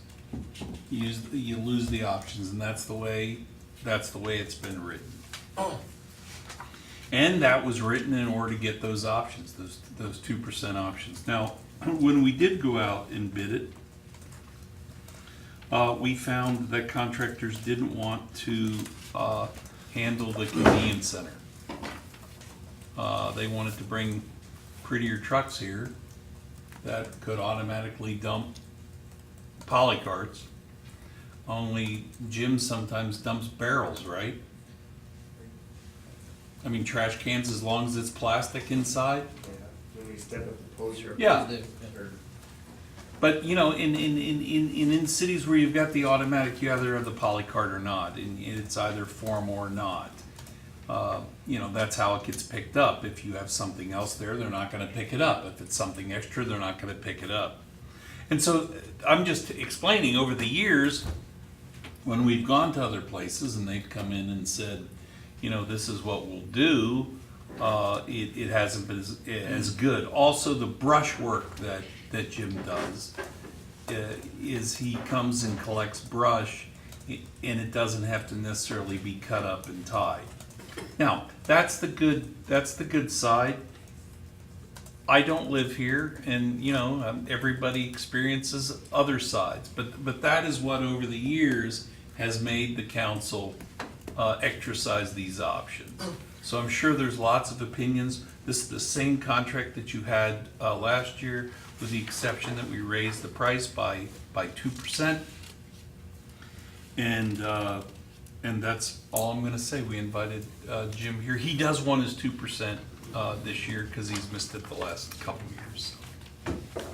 Just a second, Jim. We did go out for bids. I don't know how long ago that's been. Brad was on the council then. But the other people, like Bryce said, they want you to have the poly carts. They want you to get them out in the street so they can grab them with a truck. If they're on the curbs and they can't reach them because there's cars parked there, you're gonna trash it and you're gonna get emptied. Oh, they only want to come once a week too. Once a week. Once a week. When they put the poly carts back, they put them back in the street. They don't put them back on your curb wherever that arm can reach. And you got poly carts blowed everywhere down the streets. And the convenience center was the big deal when we renewed Jim's contract last time. The other gentlemen that were here, and I don't remember who it was, they said that thing was a nuisance and Perry didn't need it. And at that time, it's used a lot, and it still is used a lot. We appreciate Jim manning that for us. So, go ahead, sir. Can I add something to Yep. what you said? I'd like to thank you as well for the last 2 years. We had a tough budget, but I do want to thank you for the last 2 years, holding the 2% for us. You're welcome. Does anyone else have any questions? I was gonna let you all know we're working on putting a 6-acre cell in our landfill. Basically, right now, that landfill's a little over a 40-acre permit, and there's 27 acres of, it's got trash on it. And there's been one 6-acre cell put in, and now we're fixing to put another one in. The last 6-acre cell lasts probably about 10 years, somewhere in there. And we'll put this one in, and it'll probably last, at the volume we run right now, it'll last probably 10 or maybe longer. And the reason why it'll last longer is the fact that, just like building a pyramid, we've got like three sections put in. So we put this in and we tie into this hill. And the more square this gets, the more volume we can go up with. And once we get this one in, we'll have one more 6-acre cell put in, and then we'll have our square.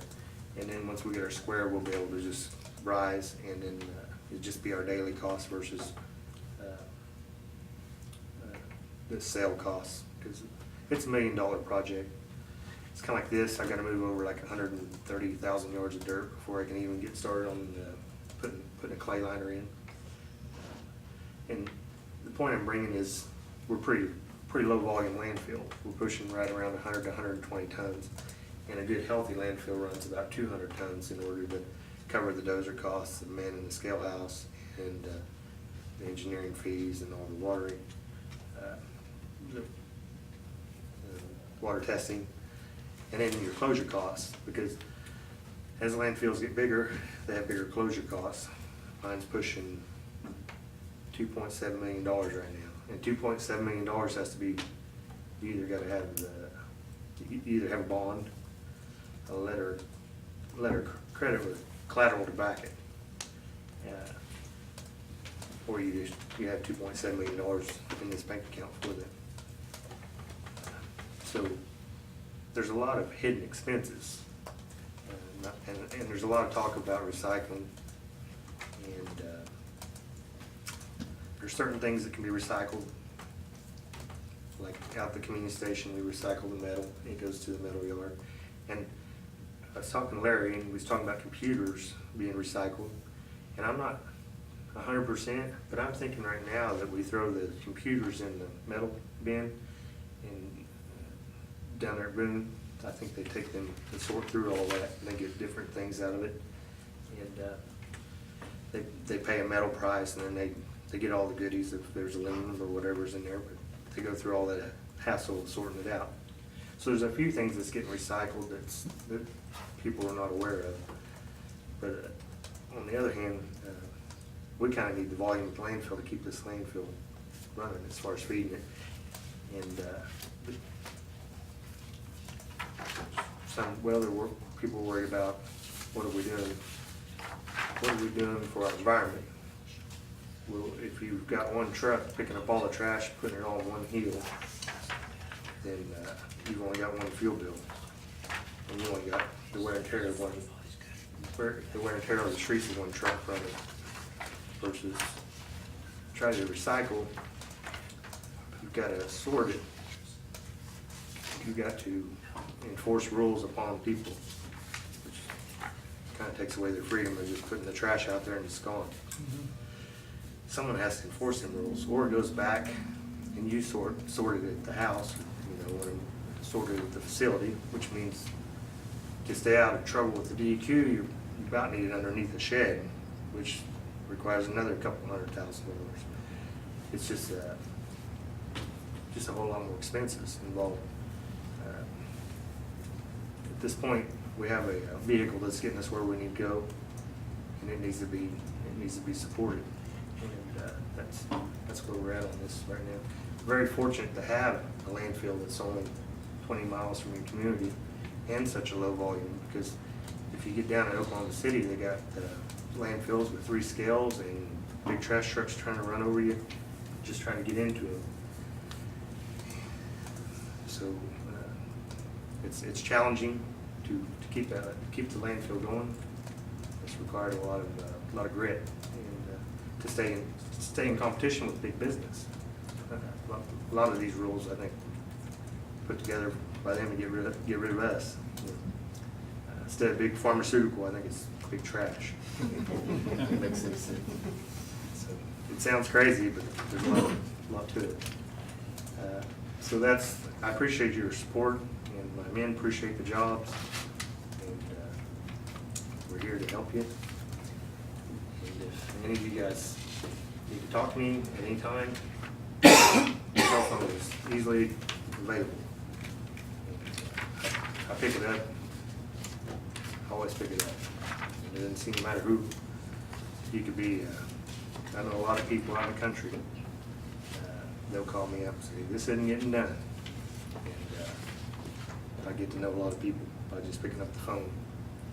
When it comes to taking care of, I was telling Larry today that our largest volumes is coming from Blackwell and Perry. And that's basically what that landfill was established for to start with. It's 20 miles from, pretty much from Perry to the landfill, and it's 20 miles from Blackwell to the landfill. The only other local landfill is Ponca City landfill, and they just, when they need more money, they just go raise the rates on the customers, you know. They're not competing with Waste Connections or Waste Management. When you go competing with the big boys, you really got to, you got to watch, you got to sharpen your pencil, you got to do your job, and it gets to be pretty challenging. And the communities around here benefit. A lot of ways, just the fact that we are still here, because at the end of the day, the profit margin, if there is one, it's getting spent right here in your community, in this area, somewhere. If it's not out of the farm stores or just wherever it is, it's going to be spent right here. It's not going back to California or Canada. You're not dealing with big corporations. And once this, you know, if this isn't a supported company, then it won't be around for you to take advantage of. I do know that you employ several people that live here in Perry, so you're an employer of Perry people, right? Yes, yes. All our employees are local. You know, they're either here in Perry or they're Tonkwall, and they're Blackwell. Just basically anybody. There's a few that come from Fairfax. We used to have a guy come from Medford, and a lot of the, you know, I threaten my employees all the time with automated trucks, just to try to keep their attention, to realize you got a job, you got to appreciate it, you know. It's a career job if you want it, but it should be more of a stepping stone if you're wanting something bigger, you know. I give them all opportunities to get a CDL license, and if they want to study for the test, I'll pay for all the expenses of getting it. And if they work for me 1 year, then their obligation's over with, and they can go move on to bigger and better things. So, but just having them guys on the back, they appreciate the work, because that's a lot of them. That's all they know is how to get out there and do manual labor. It's good to have it. It's good to have those kind in the community. So when you do have a crisis and you need manual labor, we just eliminate all our manual laborers. And don't give them chances. I don't. You get in a situation where you got brush all over town and you need somebody that's physically able to get something done, then you're glad to have it. So that part's good. So, and just trying to serve the community by employing people. That's a big thing. We got to keep our jobs somehow or another instead of giving them all to the robots. Well, thank you, Jim. I appreciate that. I appreciate you taking your time to come down here this evening and visit with us. Can I ask one more question before he slips away? Just, you brought it up, and I know I've had several people ask me about it as far as recycling goes, and I was just wondering, impact-wise, for you, as well as our citizens, would an option, instead of having to sort at home or at the truck point, could we, and I know we've tried something similar in the past, and I don't know why it failed, that's why I'm asking the question, but could we put bins, sorting bins or something like that at the convenience center, that people could come put items in the bins if they did want to do the recycling? And how would that affect you, or what are the impacts, I guess, is really what I'm asking. What we need to do is try to create a revenue stream if we're going to do something like that. We got to make sure it pays the bills. Okay. Because, I mean, otherwise you're throwing money away. Somebody's giving it a financial injection, and eventually that injection goes away, and then there you are back to, I've already, like the Garber, there was someone must have went around probably 8 years ago or so promoting recycling paper. And they got all their equipment out, and, well, they left it all. And then there was 6-yard dumpsters around with piles of paper in them that are wet and weighed like 4,000 to 6,000 pounds. I know, because I went and helped get one picked up, disposed of it, you know. So what I told Larry I'd try to do a little better at trying to find some places go, some avenues to go with these waste streams. Okay. And that's something I'm gonna try to work at a little better. I talked to Henry Wells, who runs the recycling for Stillwater. And at this point, Stillwater, they inject money into the program in order for it to exist. I think they pay him like $70 a ton for everything that comes across the scales. And they bring it all to him, so that it's turned into some astronomical numbers. And it takes a pretty big piggy bank, you know. That's what I don't want to do. Is one, I don't have the piggy bank, and the city doesn't have the piggy bank. Sure. And I certainly wouldn't want to put that burden on anyone else. As far as if they don't pay the bills, then I don't see the purpose. I don't think it's ethical.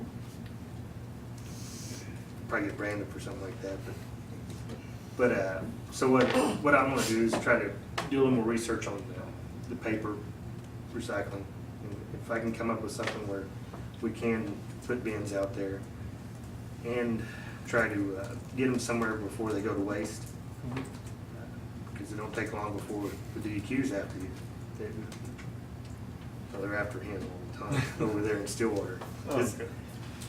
Well, it makes sense to me that you're gonna have the same cost incurred whether 10 people use it or 500 people use it. You know, it's like you gotta get the whole town to buy in to be able to make it worth your while, you know? And I mean, I think recycling's a great deal, but I think we've got so used to not doing it. It is important to people here, and I've had several people talk to me No, about it.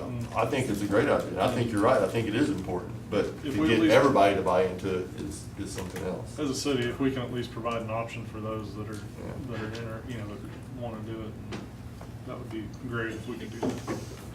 The explanation about the landfill is to relieve you of your guilt, recycling. Because that landfill needs trash in order to survive. I did write all that down. I was like, okay, that's a good thing to be able to provide. So, and you need that landfill. And you need it because you don't really want some big corporation coming in here and telling you what you can and cannot do. Right now, you've got a guy that'll work with you and let you guys be the boss. Like I said, any of you can pick up the phone. If you guys have something weighing you down, it's somebody, your council, so you're the ears of the people, and someone in the neighborhood who's just really got you worked up, and it's all about trash. I don't want to hear about the streets. But, We could really give you some calls.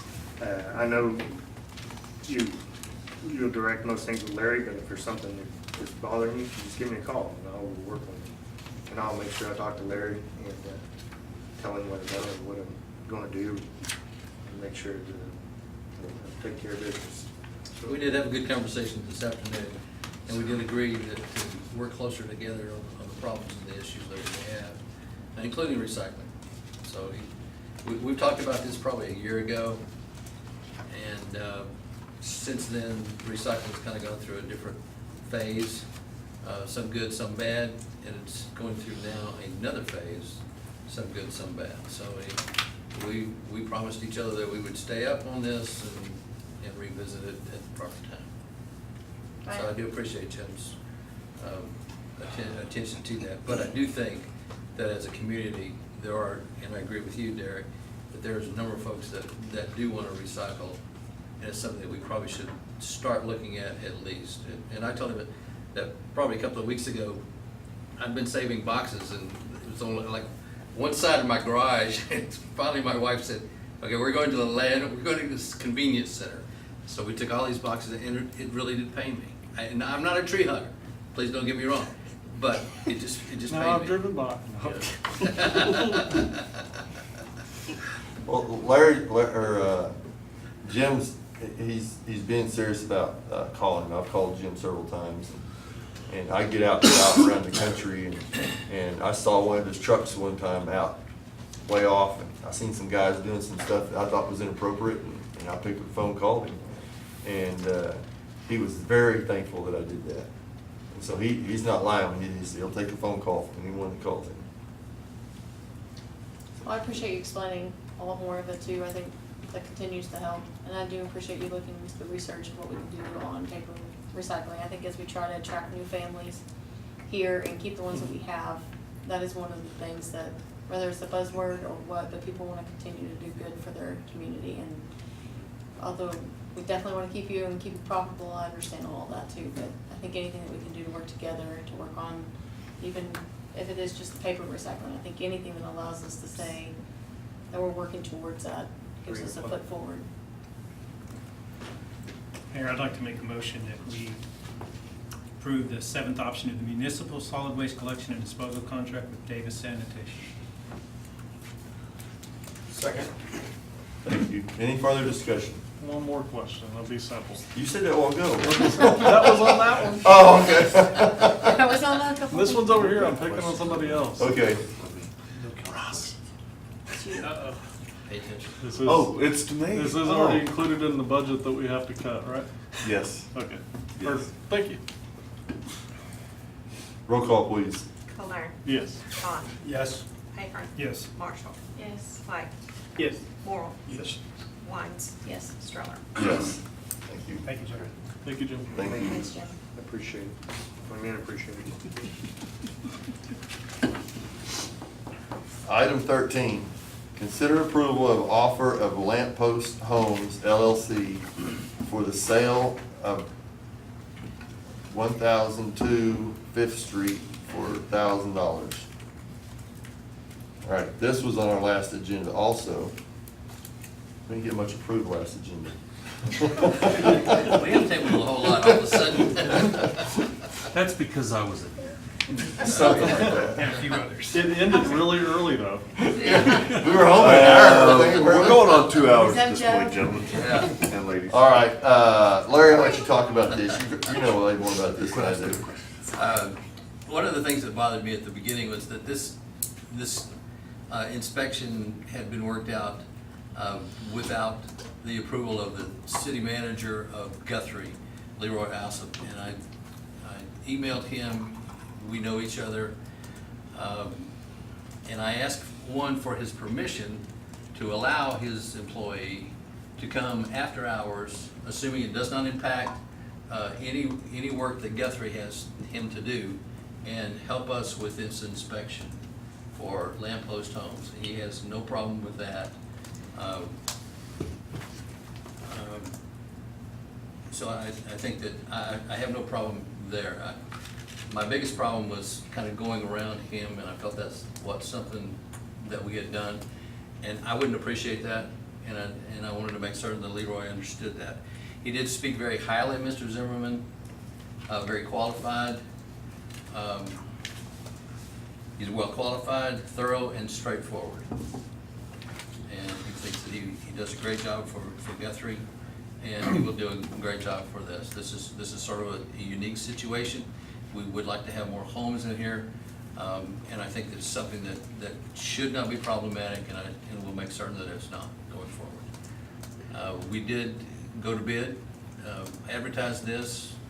We did not get any bids, so this is the best offer that we have right now. It does relieve us of this particular property, something that within the next week or so, we're gonna have to go take our guys and go out and mow it.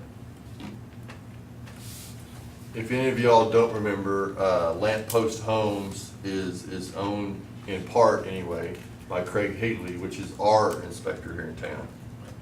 And so we were gonna have to hire someone else to inspect that home as he was building it. He can't very well inspect his own home. The problem that I had with it the last meeting was the fact that Craig was gonna pay for the inspection to be done. I don't know if that, issue's been resolved. Mr. Zimmerman will bill the city. Okay, that's what I was wondering. And then we'll There'll be some kind of transaction between Right. Craig and the city. The city, yeah. And he'll report to you on this, is that? Okay. It just sounded like, and I just didn't think it was fair to the public to know that Craig was paying this guy to inspect his home. I mean, it just didn't sound cool. I like the fact that he's wanting to prove that you can build a home here. No, I agree. We also, I mean, good piece of news, we have several of them being built. Yeah. But- And this is his second lot, by the way. Okay, If this is his second lot. He's already bought one on Cedar, okay. prior to this. But I agreed with you on it. I just want to make sure that Yeah. there is no question when the next person goes to build one, Yeah. you know, and they say, well, that's because you paid the guy. Yeah, exactly. That's the reason I wanted it to, at least that we would pay him and we'd figure out. So. All right, we need a motion on this then. I'll make a motion to approve the proposal for the sale of the home at 1002 Fifth Street for $1,000 to Lamppost Homes. Second. Any further discussion? Can I ask a quick question? You bet. Is $1,000 like market value or? Well, we went out for bid and we said the bid had to be greater than $999.99. Okay. It will cost us how much to tear it down? Thousands and thousands, right? We already tore it down. Yeah, They we burned already it did. down. I think it's It's a small $4,500 or $5,000. Okay, so we have a lien, we're gonna have to release the lien. Correct. But we're getting a home, we're getting new Right. utilities, Right. right? And we don't have to mow it. We don't- Yeah. No, this, It'll look better with the house there. I mean, And I'm real it's sure this surrounded by guy hills. burned it down twice. Yeah. So. Well, he wasn't really operating in, between the ears real good, so. All right, where we at? Roll call? Okay. Colburn, Yes. Bond, Yes. Ahern. Yes. Marshall. Yes. White. Yes. Morrell. Yes. Wines. Yes. Stroller. Yes, thank you. Item number 14, consider approval of payment of invoices from Monsoon Consultant. There is 4 invoices that pertain to our sewer projects that we got coming. And 1D is for the wastewater lift station upgrades. All the invoices and history is on behind tab 14. We want to approve these separately, Bryce? no, if you wanna approve them all together, I have no problem with that. All right, thank you. Make a motion to approve all 4 invoices listed in item 14. Second? Any discussion? Roll call, please. Colburn, Yes. Bond, Yes. Ahern. Yes. Marshall. Yes. White. Yes. Morrell. Yes. Wines. Yes. Stroller. Yes, thank you. Amend, item 15, amend consulting services agreement with William L. Sheets for the citywide sanitary sewer wastewater treatment plant, influent lift station, and headworks phase 4. Mr. City Manager.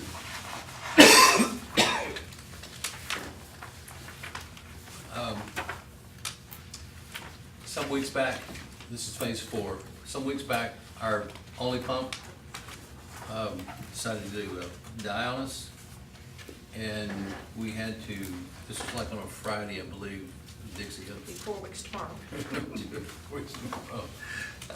It was a rather eventful Friday.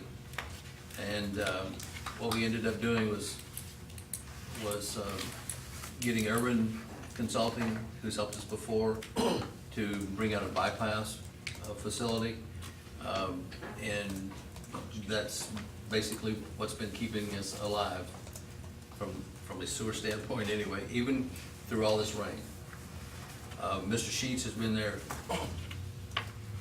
a lot of hours, really has been, and he's helped work really good with Vernon Robbins, and between those 2 guys, they basically saved our bacon, yeah. And we really are appreciative of what Will has done. But we still have some work to do yet, because the contractor that won the bid is a ways out from really doing what they need to do.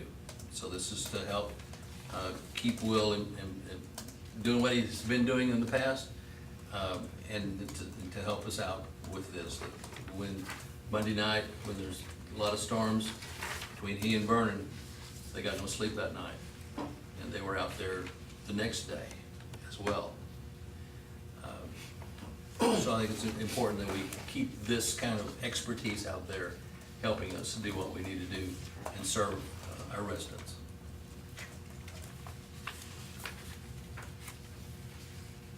Any questions for Larry? If I remember right, when you sent out that email, part of this too, the original contractor took off some of the money that, from the original bid, because Sheets was having to help us out since they couldn't get out here to help us. Right, and they were to bring the bypass facility, and they did not. Right. And really, Urban's the only one that we were able to find in Dixie, and Bryce and Vernon and Will. They put all this together, and it was like the only ones that could come. Right. I mean, they could come in a couple of weeks, but we needed them then. So will the, having to keep it and amend it and things like that, will that contractor that we have that's eventually coming, are they gonna continue to take off anything else, or was that a one-time That's something amendment to our? that we need to have a conversation with them again about that, because we just found out that it's gonna be longer before they Right. get here. That means more hours, eyes Yep. watching this project, more diesel. So we're gonna have to work that out. Well, they're gonna have to bypass it, because this was always gonna have to be bypassed to get those headworks repaired. So, I mean, this bypass was going to occur. The problem is they have to order the material, the pumps that are gonna be used in the lift station. And we've contracted with them, now they have to order those. Today we met with them, and today, and this isn't inexpensive, this is $2,200 a week, this bypass, and $300 a day in diesel.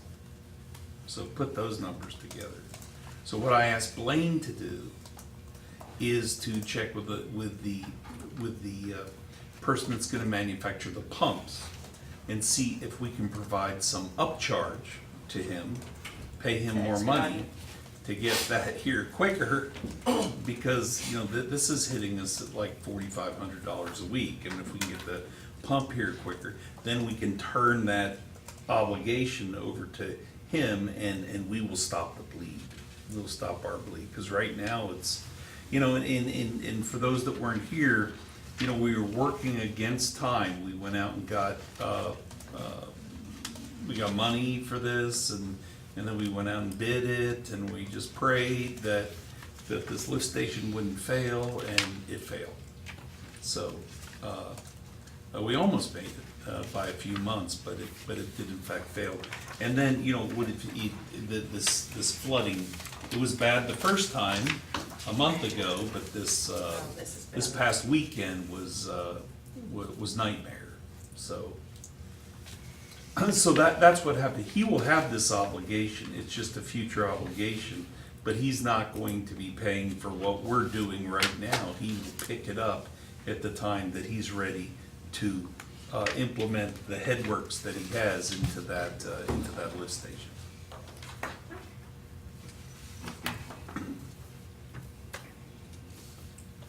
We have a motion to approve his contract. I make a motion to approve the amendment.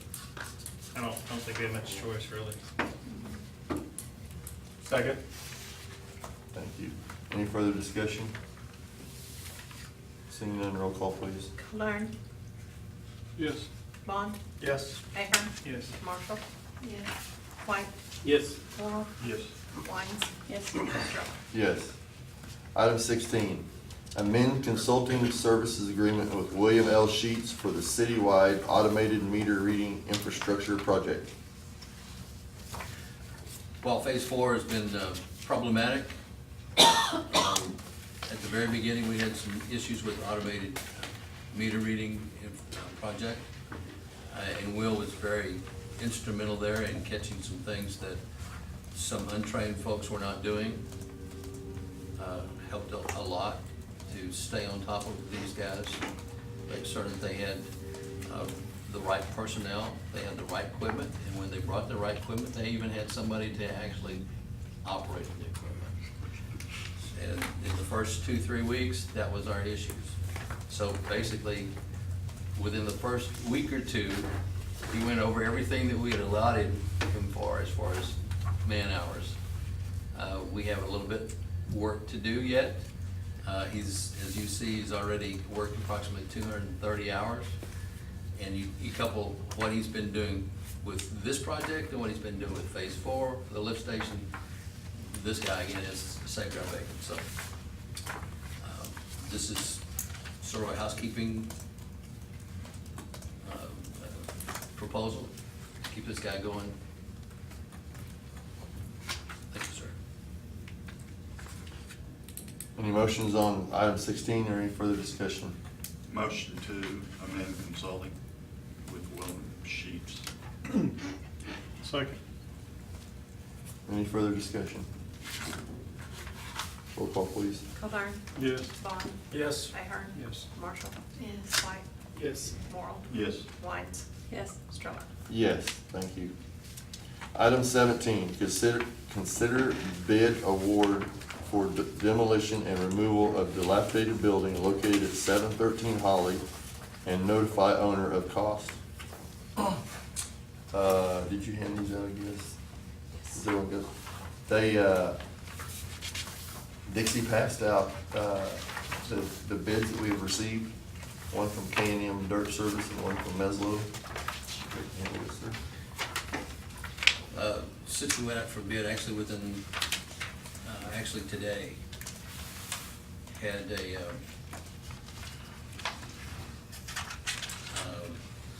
let's see, how am I gonna put this? Had interest in this building. The current property owner has offered to deed it to the city. Ross has been working on that. We just don't have it in the right form tonight for you to vote on, because you'll be voting on something totally different. Our hope is we can find a buyer real fast. This is an old home. It's also part of the community that used to be known as Bankers Row. So this is an old home that we would like to save as possible, if possible.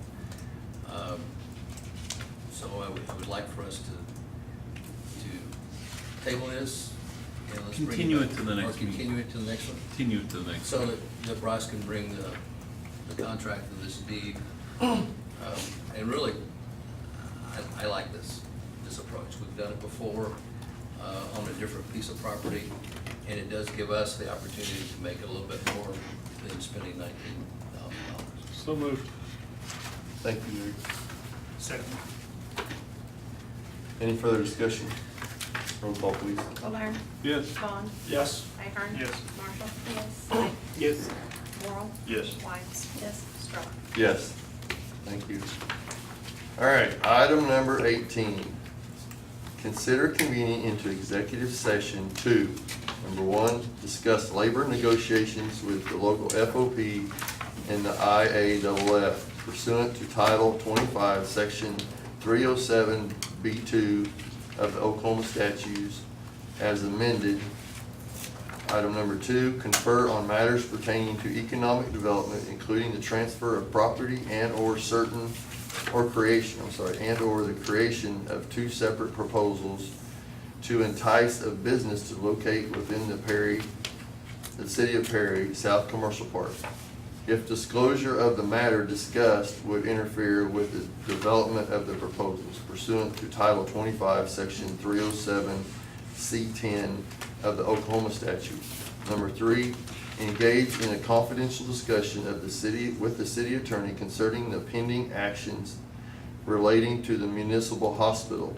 If the governing body determines, with the advice of the city attorney, that disclosure would impair the ability for the governing body to process the claim in the public interest pursuant to Title 25, Section 307B4 of the Oklahoma statutes. So I need a motion to. Motion to convene an executive session. Roll call, please. Solon. Yes. Vaughn. Yes. Ahern. Yes. Marshall. Yes. White. Yes. Morrow. Yes. Wines. Yes. Stroller. Yes.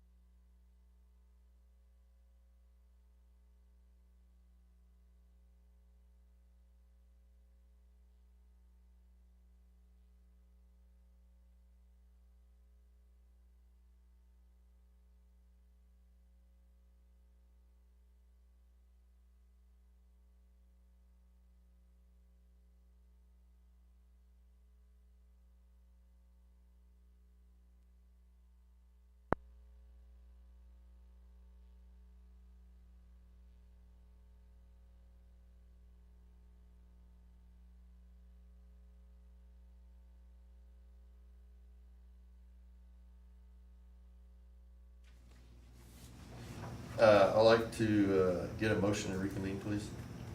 Motion to reconvene. Second. Roll call. Caldera. Yes. Bond. Yes. Ahern. Yes. Marshall.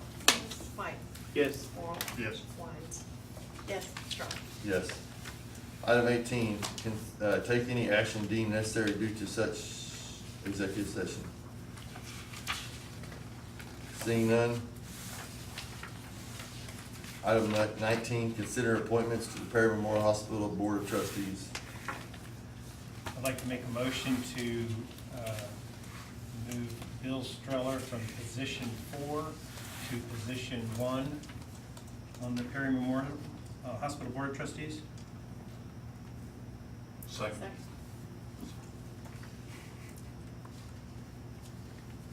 Roll call, please. Caldera. Yes. Bond. Yes. Ahern. Yes. Marshall. Yes. White. Yes. Morrow. Yes. Wines. Yes. Stroller. Yes. I'd like to make a motion to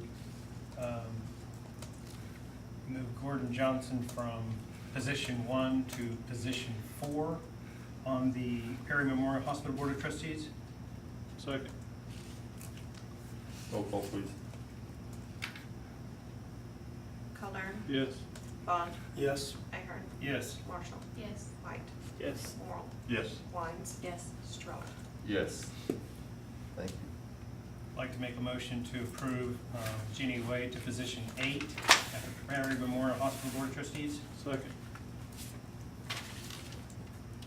Roll call, please.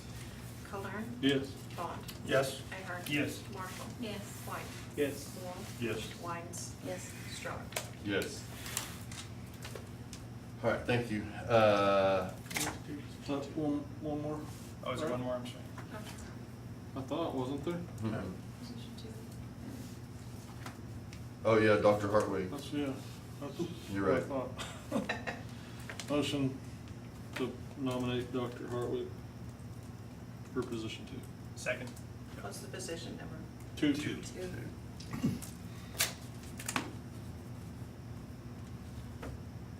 Do we have a second?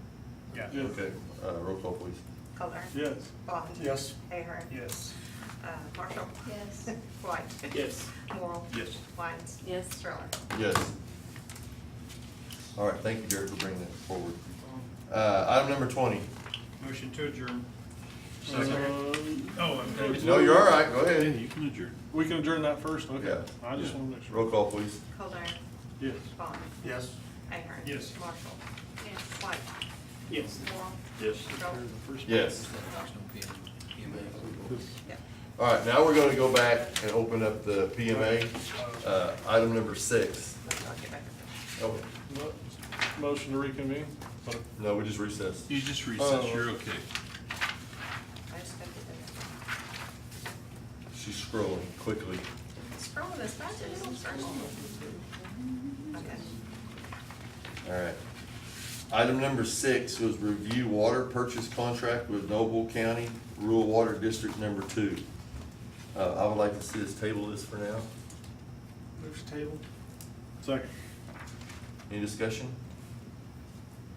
Roll call, please. Caldera. Yes. Bond. Yes. Ahern. Yes. Marshall. I don't remember. White. Yes. Morrow. Yes. Wines. Yes. Stroller. Yes. Item number 8. Motion adjourned. Motion to adjourn. Second. Second. Come on, people. I thought you made the motion. Ahern. There was a question mark there. Subtle? Yes. Bond. Yes. Ahern. Yes. Marshall. Yes. White. Yes. Morrow. Yes. Wines. Yes. Stroller. Yes. All right, very good. Thank you.